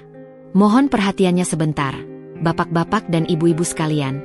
Suaranya menggelegar melalui pengeras suara, cukup untuk meredakan sedikit keramaian di antara tamu. Suara Rio yang dalam dan tenang memiliki efek menenangkan, memaksa semua orang untuk berhenti bicara dan mendengarkan. Semua mata, termasuk mataku, kembali tertuju padanya. Rio menarik napas dalam-dalam, seolah mengumpulkan kekuatan untuk mengungkap sebuah rahasia besar. "Saya tahu mahar ini mungkin mengejutkan banyak pihak, terutama keluarga besar Clarissa," katanya, tatapannya menyapu seluruh ruangan, melintasi wajah-wajah terkejut, kemudian kembali lagi padaku, seolah ingin melihat reaksimu. "Dan saya minta maaf atas ketidakjujuran saya selama ini." Jantungku berdebar kencang, berpacu seperti kuda lepas. Ini dia, momen yang akan menjelaskan segalanya, atau justru memperparah kebingunganku ke tingkat yang lebih tinggi. Seluruh tubuhku menegang. "Sebenarnya," Rio melanjutkan, suaranya lebih pelan namun tetap terdengar jelas dan penuh otoritas, "pekerjaan saya di bengkel itu adalah bagian dari sebuah proyek pribadi, sebuah proses pembelajaran. Saya ingin belajar memahami dunia dari sudut pandang yang berbeda, membangun sesuatu dari nol, dan berinteraksi langsung dengan berbagai lapisan masyarakat tanpa embel-embel status atau nama besar keluarga." Ia berhenti sejenak, memberikan jeda dramatis yang membuat semua orang semakin penasaran, mencondongkan tubuh mereka ke depan, takut melewatkan satu kata pun. Rio mengamati reaksi mereka sejenak, lalu melanjutkan, "Nama saya memang Rio Bagaskara. Tapi saya juga adalah putra tunggal dari Surya Bagaskara, CEO Dirgantara Group, perusahaan teknologi terbesar di Asia." Senyap. Sepenuhnya senyap. Kali ini bukan gumaman atau bisikan, melainkan keheningan total yang sangat mencekam, seolah waktu berhenti berputar. Tak ada yang berani berbisik, bahkan suara napas pun terasa tertahan di setiap paru-paru yang hadir. Wajah-wajah yang tadinya kaget kini berubah menjadi ekspresi takjub yang absolut, mulut menganga lebar, mata membelalak tak percaya. Beberapa orang bahkan mengucek mata mereka berkali-kali, seolah mengira sedang bermimpi buruk atau berhalusinasi. Ayahku, Bram Pratama, yang selama ini dikenal sebagai pebisnis ulung, seorang yang cerdas, berwawasan luas, dan selalu mampu membaca situasi, kini terlihat seperti anak kecil yang baru saja mendengar cerita fantasi paling mustahil. Rahangnya jatuh, matanya kosong. Ibu menjatuhkan sapu tangan brokat yang ia pegang, tangannya gemetar hebat sampai-sampai ia hampir terjatuh. Aku merasa seluruh darahku mengering, berdesir hingga ujung kaki. Dirgantara Group? Perusahaan raksasa yang bergerak di bidang artificial intelligence, software development, e-commerce, dan kini bahkan merambah space technology? Perusahaan yang nilai sahamnya melonjak gila-gilaan setiap hari, yang selalu menjadi topik pembicaraan utama di majalah bisnis dan berita ekonomi setiap pagi? Aku bahkan pernah menganalisis kinerja saham mereka untuk tugasku di kampus, membedah struktur perusahaan mereka. Dan Rio, anak CEO perusahaan itu, pewaris tunggalnya? Ini tidak mungkin. Ini pasti lelucon yang sangat kejam. Tapi tumpukan uang tunai miliaran rupiah di tas kulit hitam itu nyata. Sertifikat kepemilikan mobil mewah Mercedes-Benz S-Class atas namaku itu nyata. Ayah saya, Surya Bagaskara, ingin saya belajar tentang kehidupan nyata, tentang bagaimana kerja keras membangun sesuatu dari bawah, merasakan pahit manisnya berjuang tanpa nama besar. Jadi, saya meminta izin untuk menyamar, untuk mengamati dari dekat, dan untuk membangun sebuah proyek bengkel berbasis teknologi sendiri sebagai langkah awal saya di dunia bisnis nyata. Rio menjelaskan, nada suaranya kini terdengar lebih santai, seolah beban berat baru saja terangkat dari pundaknya. Menolong Om Bram waktu itu murni kebetulan. Saya sedang dalam perjalanan pulang dari bengkel dan kebetulan melihat Om di pinggir jalan. Saya sama sekali tidak menyangka akan berujung pada perjodohan ini. Ia menatapku lagi, tatapannya kini lebih lembut, mengandung penyesalan sekaligus harapan. Saya minta maaf tidak jujur dari awal, Clarissa. Saya hanya ingin melihat apakah kamu bisa menerima aku apa adanya, tanpa embel-embel kekayaan atau nama besar keluargaku. Aku ingin tahu apakah kamu adalah wanita yang tulus, yang melihat seseorang dari hati dan karakternya, bukan dari apa yang dia miliki. Kata-kata Rio seperti badai yang baru saja menerjangku, menghantam dengan kekuatan penuh. Seluruh argumenku, seluruh kebencianku yang telah kubangun selama berminggu-minggu, seluruh rasa malu yang kurasakan karena akan menikah dengan tukang bengkel, semuanya runtuh dalam sekejap. Rasanya seperti dibohongi habis-habisan, ditipu mentah-mentah oleh takdir. Tapi di saat yang sama, ada juga rasa lega yang aneh, sekaligus malu yang tak terhingga pada diriku sendiri. Rio bukan hanya tukang bengkel. Dia adalah seseorang dari dunia yang sama sekali berbeda, jauh di atas yang ayah bayangkan, bahkan jauh di atas duniaku sendiri. Aku merasa sangat bodoh, picik, dan angkuh. Bagaimana mungkin aku tidak menyadari? Tatapan matanya yang cerdas dan tenang, pengetahuannya yang luas tentang ekonomi di pertemuan kami, dan ketenangannya menghadapi ejekanku, semuanya kini masuk akal. Dia tidak marah, bukan karena dia pasrah, tapi karena dia jauh di atasku, melihat semua perilakuku seperti kenakalan anak kecil yang belum mengerti dunia. Seluruh ruangan kini riuh kembali, jauh lebih heboh dari sebelumnya, bahkan mungkin lebih riuh dari keramaian pasar. Orang-orang mulai berbisik-bisik, namun bukan lagi cemoohan, melainkan kekaguman, decak kagum, dan bahkan beberapa terdengar seperti penyesalan karena pernah meremehkan. Ibu langsung menghampiriku, memelukku erat, matanya berbinar-binar penuh kebahagiaan, kelegaan, dan rasa bangga yang meledak-ledak. Clarissa, nak, kenapa kamu tidak bilang dari tadi? Ya Tuhan, ini keajaiban. Kamu beruntung sekali, nak. Ayah, setelah pulih dari syoknya yang hebat, menepuk bahu Rio dengan senyum lebar yang belum pernah kulihat sebelumnya, senyum yang penuh kebanggaan dan kekaguman. Wajahnya yang tadinya tegang kini berbinar-binar. Nak Rio, kamu ini memang luar biasa. Kenapa tidak bilang dari awal? Ayah jadi malu sendiri. Rio hanya tersenyum tipis, menatap ayah. Saya ingin kejutan ini, Om. Dan saya ingin melihat reaksi Clarissa. Apakah ia bisa menerima saya apa adanya? Aku hanya bisa menatap Rio, mencoba mencerna semua ini. Dia tersenyum padaku, sebuah senyum yang kini terlihat lebih tulus dan hangat, tidak lagi misterius. Konflik batinku antara menerima dan menolak perjodohan, antara impian dan realita, semuanya melebur menjadi satu kejutan besar yang tak terbayangkan. Aku, Clarissa, yang dipaksa menikah dengan seorang tukang bengkel karena utang budi ayah, ternyata menikahi pewaris perusahaan teknologi raksasa. Ini bukan akhir dari cerita, melainkan permulaan yang benar-benar baru, dengan babak yang jauh lebih rumit, penuh intrik, dan tak terduga yang menanti di depan mata. Setelah pengungkapan mengejutkan dari Rio, suasana di area akad nikah berubah drastis, seperti siang yang tiba-tiba berganti malam. Jika sebelumnya ada bisik-bisik keraguan, tatapan meremehkan, dan ekspresi prihatin yang ditujukan kepadaku, kini semua mata memancarkan kekaguman, takjub, dan bahkan semburat iri hati yang jelas terlihat. Beberapa kerabat bahkan terlihat memerah malu, salah tingkah, mengingat betapa kerasnya mereka mengkritik dan merendahkan perjodohan ini di belakang punggung ayah dan ibu. Yang tadinya mencibir, kini berebut maju untuk menyalami Rio dan memberikan selamat. Wajah mereka menampilkan senyum paling lebar dan tulus, atau pura-pura tulus, yang bisa mereka tampilkan. Mereka seolah berlomba-lomba mencari perhatian Rio. Aku sendiri masih terpaku di tempatku, duduk di samping Rio.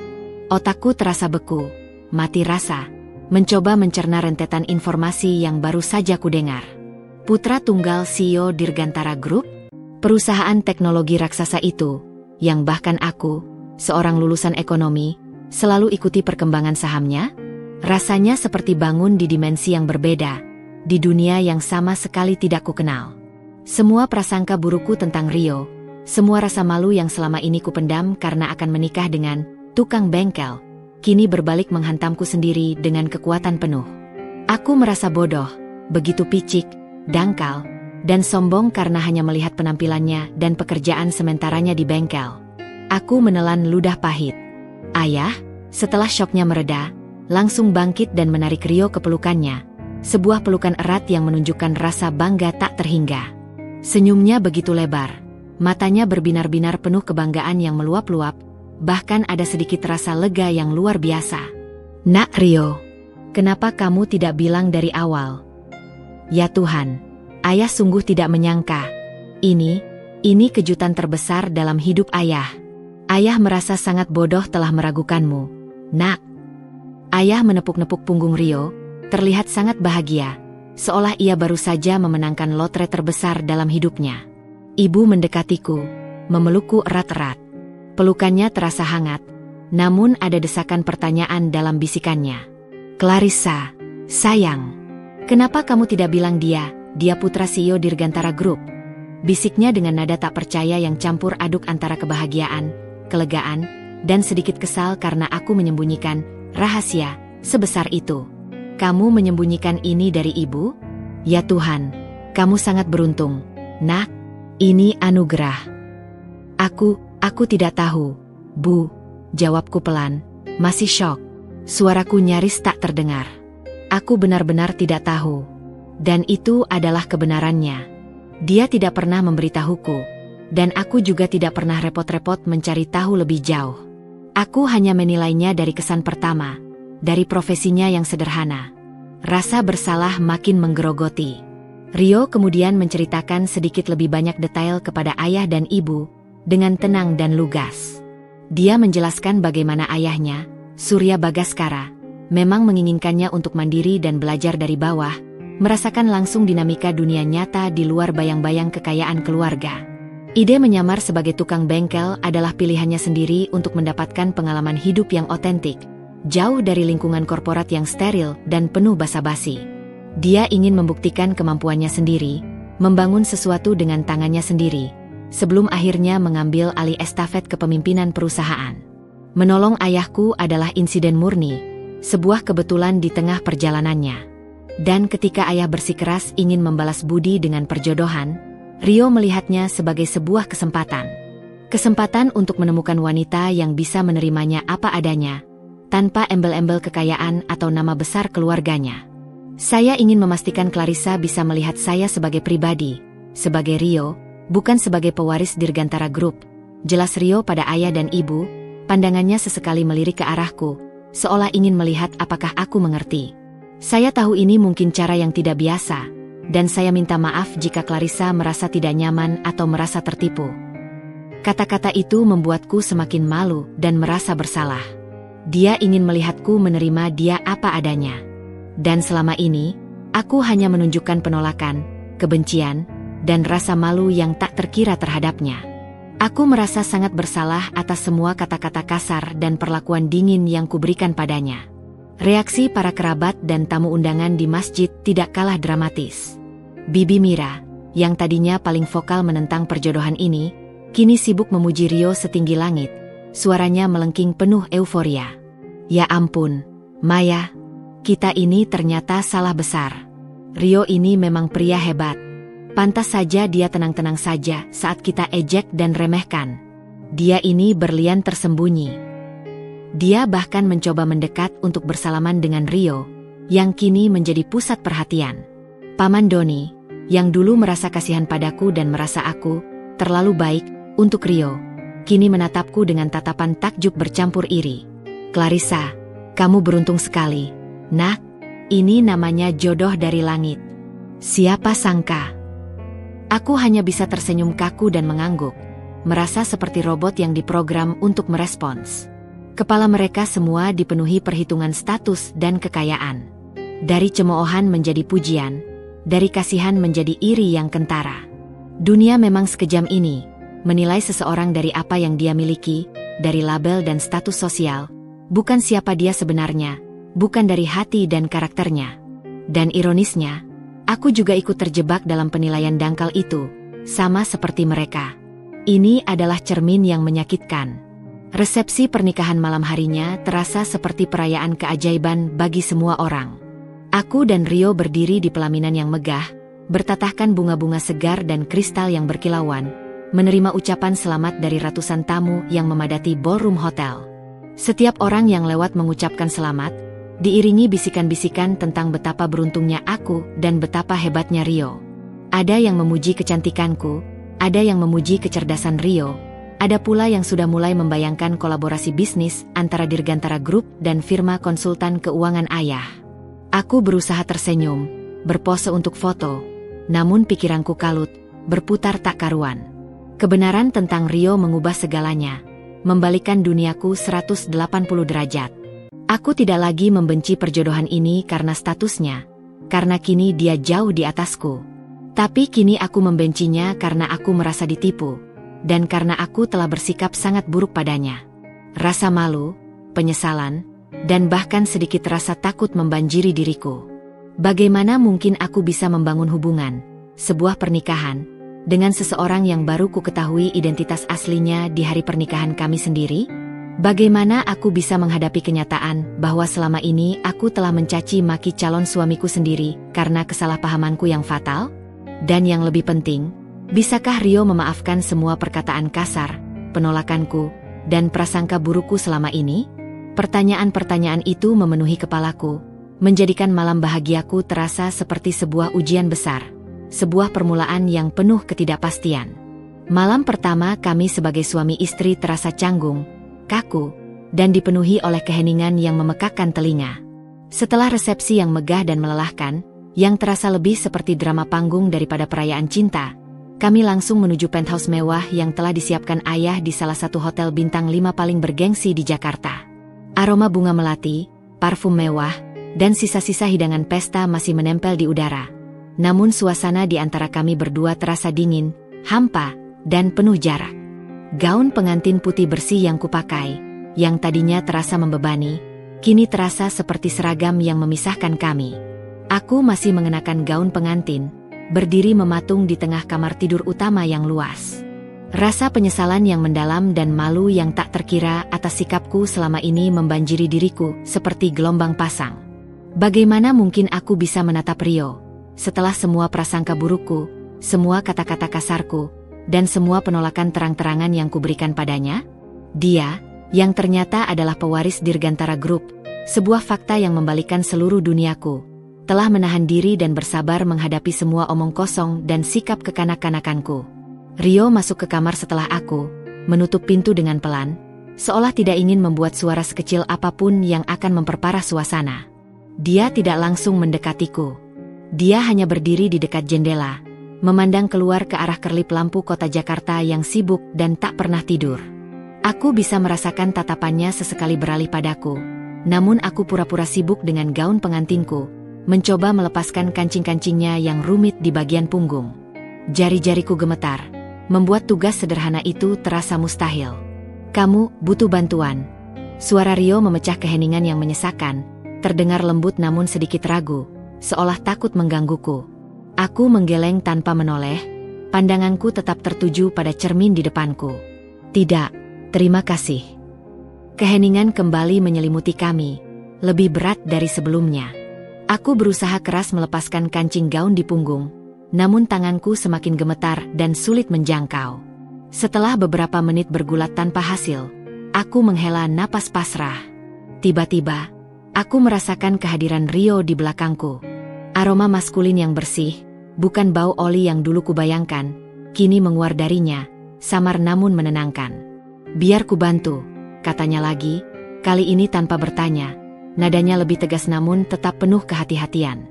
Jari-jarinya yang cekatan dan kuat, yang biasa membongkar mesin, kini dengan lembut mulai melepaskan kancing gaun satu persatu. Sentuhannya sangat hati-hati, tidak ada kesan memaksa atau terburu-buru. Aku bisa merasakan panas menjalar di punggungku, bukan karena gaun yang ketat, melainkan karena malu yang membakar dan kesadaran penuh akan situasiku yang absurd ini. Setelah gaun itu terlepas, aku segera menyambar jubah tidur sutra yang sudah kusiapkan dan bergegas masuk ke kamar mandi, seolah ingin melarikan diri dari hadapannya. Aku mengunci diri, bersandar pada pintu, lalu berdiri di depan cermin, menatap pantulan diriku yang lelah, mata sembab, dan wajah pucat. Apakah ini awal dari pernikahanku? Penuh kecanggungan, penyesalan, dan rasa bersalah yang tak terperikan? Saat keluar dari kamar mandi, Rio sudah berganti pakaian. Dia mengenakan kaos polos berwarna gelap dan celana pendek selutut, terlihat jauh lebih santai dan membumi daripada sosok pewaris yang baru saja terungkap identitasnya. Dia sedang duduk di sofa ruang tamu kecil di dalam penthouse, membaca sesuatu di tabletnya. Suasana terasa sedikit lebih ringan, namun tetap saja, kecanggungan itu seperti dinding transparan yang memisahkan kami. Clarissa, panggilnya, tanpa mengangkat pandangannya dari tablet, suaranya tenang. Ada beberapa hal yang perlu kita bicarakan. Aku menegang. Ini dia. Momen, pengadilan, atas semua kesalahanku. Aku duduk di sofa di seberangnya, menjaga jarak sejauh mungkin, seolah ada medan magnet yang menolak kami berdua. Silakan, kataku, suaraku nyaris tak terdengar, tenggorokanku tercekat. Dia meletakkan tabletnya di meja kopi, lalu menatapku lurus. Matanya tajam, namun tidak menghakimi, justru penuh pengertian. Aku tahu kamu merasa marah, Clarissa. Mungkin juga merasa tertipu. Aku minta maaf soal itu. Aku tidak bermaksud membohongi siapapun. Sungguh. Aku hanya ingin menjalani hidupku dengan caraku, membangun sesuatu dari nol, tanpa embel-embel nama besar keluargaku. Dan ketika ayahmu menawarkan perjodohan, aku melihatnya sebagai kesempatan unik. Kesempatan apa? Tanyaku, memberanikan diri untuk bersuara, meskipun masih dengan nada dingin dan penuh curiga. Kesempatan untuk menemukan pasangan yang bisa menerimaku apa adanya. Rio si tukang bengkel. Kesempatan untuk membangun sesuatu yang tulus, tanpa tekanan dari ekspektasi sosial atau kekayaan. Jelasnya, suaranya terdengar sangat jujur. Aku tahu kamu membenciku, Clarissa. Aku tahu kamu merasa terpaksa. Dan aku tidak akan menuntut apapun darimu. Kita bisa menjalani pernikahan ini sesuai keinginanmu, jika itu membuatmu nyaman. Aku hanya meminta satu hal. Jantungku berdebar tak karuan. Permintaan apa? Cerai? Hidup terpisah? Aku meminta kamu untuk memberiku kesempatan. Kesempatan untuk membuktikan bahwa aku tidak seburuk yang kamu kira. Kesempatan untuk kamu mengenalku, dan mungkin, hanya mungkin, menemukan kenyamanan di sisiku. Aku tidak akan memaksakan apapun, Clarissa. Kamu tetap bisa mengejar mimpimu. Aku akan mendukung penuh apapun yang kamu inginkan. Bahkan pusat literasi yang selalu kamu impikan itu. Kata-katanya mengejutkanku, membuatku terdiam. Dia tahu tentang pusat literasiku? Bagaimana dia bisa tahu? Dan tawaran dukungannya itu, tulus? Apakah dia hanya mencoba melunakkan hatiku setelah semua ini? Kenapa kamu melakukan ini? Tanyaku, suaraku nyaris tak percaya. Kenapa kamu mau menikah dengan wanita yang terang-terangan membencimu, dan tidak pernah menunjukkan rasa hormat padamu? Dia tersenyum tipis, sebuah senyum yang kini terasa lebih hangat, bahkan sedikit melankolis, menunjukkan adanya kesedihan di baliknya. Karena kamu wanita yang tulus, Clarissa. Kamu jujur dengan perasaanmu, bahkan ketika itu berarti menyakitiku. Dan mungkin, justru itu yang aku butuhkan. Seseorang yang tidak melihatku hanya sebagai putra Dirgantara Group, yang tidak mendekatiku karena hartaku. Kamu adalah orang pertama yang memperlakukanku apa adanya, meskipun, apa adanya, itu adalah kebencian. Malam itu, percakapan kami berlanjut hingga larut.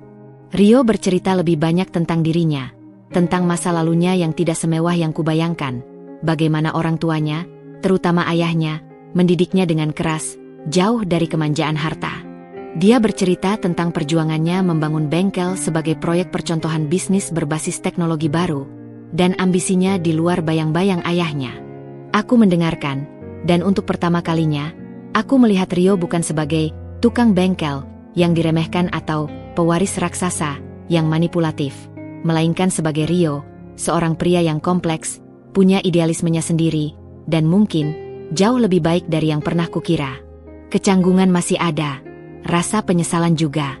Tapi di tengah semua itu, Ada secercah pemahaman baru yang mulai tumbuh di antara kami, sebuah benih yang sangat kecil. Ini adalah awal yang aneh, penuh penyesalan di satu sisi, namun juga membuka lembaran baru yang tak terduga. Sebuah pernikahan yang dimulai dengan kebohongan, paksaan, dan kesalahpahaman, kini memasuki babak baru, di mana kami harus belajar membangun fondasi di atas puing-puing prasangka, satu persatu, dengan harapan bahwa di akhir nanti, mungkin ada sesuatu yang berharga untuk kami temukan. Setelah malam pertama yang penuh percakapan jujur dan kecanggungan, pagi harinya kami pindah ke rumah baru kami. Ini bukan mansion megah yang biasa ditinggali pewaris konglomerat, melainkan sebuah rumah modern minimalis 2 lantai di kawasan elit pinggir kota Jakarta. Fasadnya didominasi warna abu-abu gelap dengan sentuhan kayu, dan jendelanya besar-besar, membiarkan cahaya matahari masuk dengan leluasa. Rumah itu tidak terlalu besar dibandingkan dengan rumah ayah, namun terasa hangat dan nyaman, dengan taman kecil yang terawat rapi di depan dan belakang. Rio menjelaskan bahwa ini adalah salah satu propertinya yang ia persiapkan untuk ditinggali setelah menikah, sebuah rumah yang ia pilih dan dekorasi sendiri, tanpa campur tangan keluarganya. Aku ingin kita membangun semuanya dari awal di sini, Clarissa, ujarnya saat kami pertama kali masuk. Matanya menatapku dengan sebuah ekspresi yang tidak bisa kuartikan, campuran harapan, ketenangan, dan sedikit kerentanan. Aku hanya mengangguk, masih diselimuti perasaan campur aduk. Rasa malu dan penyesalan atas penilaianku yang dangkal masih mendominasi benakku. Namun di sisi lain, ada sedikit rasa penasaran yang mulai tumbuh terhadap sosok Rio yang sebenarnya ini. Dia tidak seperti yang kubayangkan. Dia tidak arogan, tidak pamer kekayaan, bahkan sangat sederhana dalam kehidupannya sehari-hari. Ia terlihat lebih nyaman dengan kaos dan celana biasa daripada jas formal. Hari-hari pertama kehidupan pernikahan kami berjalan dalam suasana canggung namun teratur. Rio berangkat pagi-pagi sekali, tidak lagi ke bengkel, melainkan ke kantor pusat Dirgantara Group. Dia ternyata sudah mulai menjabat sebagai Chief Technology Officer, CTO, di salah satu anak perusahaan mereka yang bergerak di bidang startup teknologi. Sebuah posisi yang sangat prestisius, yang jauh di atas bayanganku tentangnya. Dia akan pulang sore atau malam, tergantung pekerjaannya yang padat. Aku, yang selama ini terbiasa dengan jadwal kuliah yang sibuk dan berbagai kegiatan sosial, kini merasa sedikit aneh dan hampa dengan rutinitas baruku sebagai seorang istri rumah tangga. Rio selalu memastikan kebutuhanku terpenuhi dengan baik. Ada asisten rumah tangga yang datang setiap hari untuk membantu membersihkan dan memasak, dan dia bahkan bertanya apakah aku ingin menyewa sopir pribadi untuk kemudahan mobilitasku. Tidak perlu, kataku cepat, merasa sedikit risih dengan tawaran kemewahan itu. Aku bisa menyetir sendiri. Lagi pula, aku tidak punya banyak agenda keluar rumah. Baiklah, jawabnya, tidak memaksa, menghargai keputusanku. Tapi jika ada apa-apa, atau jika kamu ingin pergi ke suatu tempat yang jauh, jangan sungkan memberitahu. Jangan sampai kamu kesulitan. Interaksi kami masih terbatas pada percakapan seperlunya, biasanya saat makan malam. Rio akan menanyakan bagaimana hariku, apakah aku bosan di rumah, atau sesekali membahas berita ekonomi yang sedang hangat di media. Dia selalu mendengarkan dengan penuh perhatian, bahkan ketika aku menjawab singkat dan seolah tak peduli. Aku mulai menyadari bahwa di balik ketenangannya, dia adalah pendengar yang baik, seseorang yang benar-benar peduli dengan apa yang kupikirkan atau rasakan. Tantangan pertama datang dari lingkungan sosial kami yang baru. Undangan pesta atau acara amal dari kolega ayah dan kini kolega Rio mulai berdatangan hampir setiap minggu. Aku harus mendampingi Rio. Awalnya, aku merasa sangat tidak nyaman dan tertekan. Aku membayangkan tatapan penasaran, bisik-bisik yang tidak menyenangkan, dan komentar-komentar terselubung tentang bagaimana aku, si anak Bram Pratama, bisa menikah dengan putra Dirgantara Group yang dulunya disangka tukang bengkel. Pada acara pertama, sebuah gala amal besar yang diselenggarakan di Hotel Bintang 5, aku mengenakan gaun malam emerald green yang mewah dan Rio, dalam balutan jas hitam rapi, tampak sangat berwibawa dan karismatik. Banyak mata tertuju pada kami saat kami memasuki ruangan. Beberapa kolega ayah dan kini kolega Rio mendekat, menyalami Rio dengan hormat, dan memberikan pujian yang berlebihan padanya, kadang-kadang diselipi sedikit sindiran halus kepadaku. Wah, Nak Rio, sungguh di luar dugaan. Anak Bapak Surya yang legendaris, ternyata sangat merakyat, sampai-sampai rela menyamar jadi tukang bengkel. Karismanya memang beda ya, kata seorang pengusaha senior dengan senyum ramah yang agak dibuat-buat. Tatapannya beralih padaku sejenak. Rio hanya tersenyum tipis, tidak sedikit pun menunjukkan rasa tersinggung. Saya hanya ingin belajar dan memahami berbagai sisi kehidupan, Om. Mengasah diri. Kemudian, beberapa istri kolega ayah mendekatiku. Mereka tersenyum ramah, namun matanya memindai diriku dari ujung rambut sampai kaki, menilai setiap detail penampilanku. Clarissa, kamu sungguh beruntung ya. Tidak menyangka bisa bersanding dengan Nak Rio. Selama ini kita kira.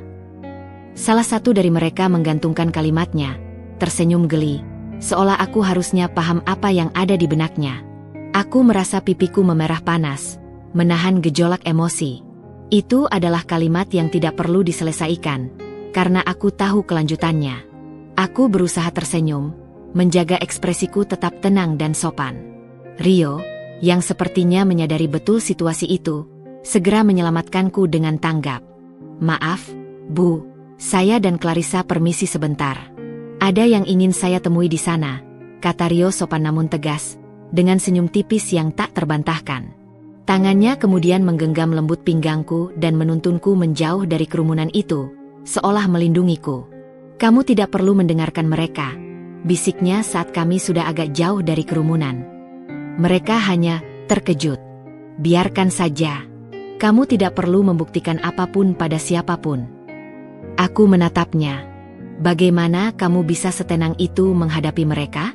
Mereka semua tadinya meremehkanmu, menertawakan ayahku, dan sekarang berbalik memujimu. Tidakkah itu menjengkelkan? Rio tersenyum kecil, sebuah senyum yang kini terasa lebih hangat, bahkan sedikit bijaksana. Aku sudah terbiasa, Clarissa. Selama ini, aku hanya ingin membuktikan diriku dengan caraku sendiri, dengan hasil kerjaku, bukan dengan nama ayahku. Aku tidak peduli dengan omongan orang. Dan sekarang, aku punya kamu di sisiku. Itu yang terpenting. Kata-katanya membuat hatiku sedikit menghangat, dan rasa bersalahku sedikit mereda. Dia tidak marah, tidak defensif, tidak pamer, bahkan tidak menghakimi. Dia hanya tenang, teguh pada pendiriannya. Kejadian itu memberiku sedikit pencerahan. Mungkin, di balik semua kecanggungan dan penyesalan ini, kami bisa menemukan jalan untuk saling memahami dan bahkan saling mendukung. Rio mungkin adalah pria misterius yang penuh kejutan, tapi dia juga menunjukkan sisi yang bijaksana, sabar, dan melindungiku. Tantangan ini baru permulaan, dan aku tahu akan ada lebih banyak lagi. Namun, untuk pertama kalinya, aku merasa sedikit lebih siap untuk menghadapinya, tidak lagi sendirian, melainkan dengan Rio di sisiku. Ini adalah awal yang baru, dan aku harus mencari tahu apa artinya.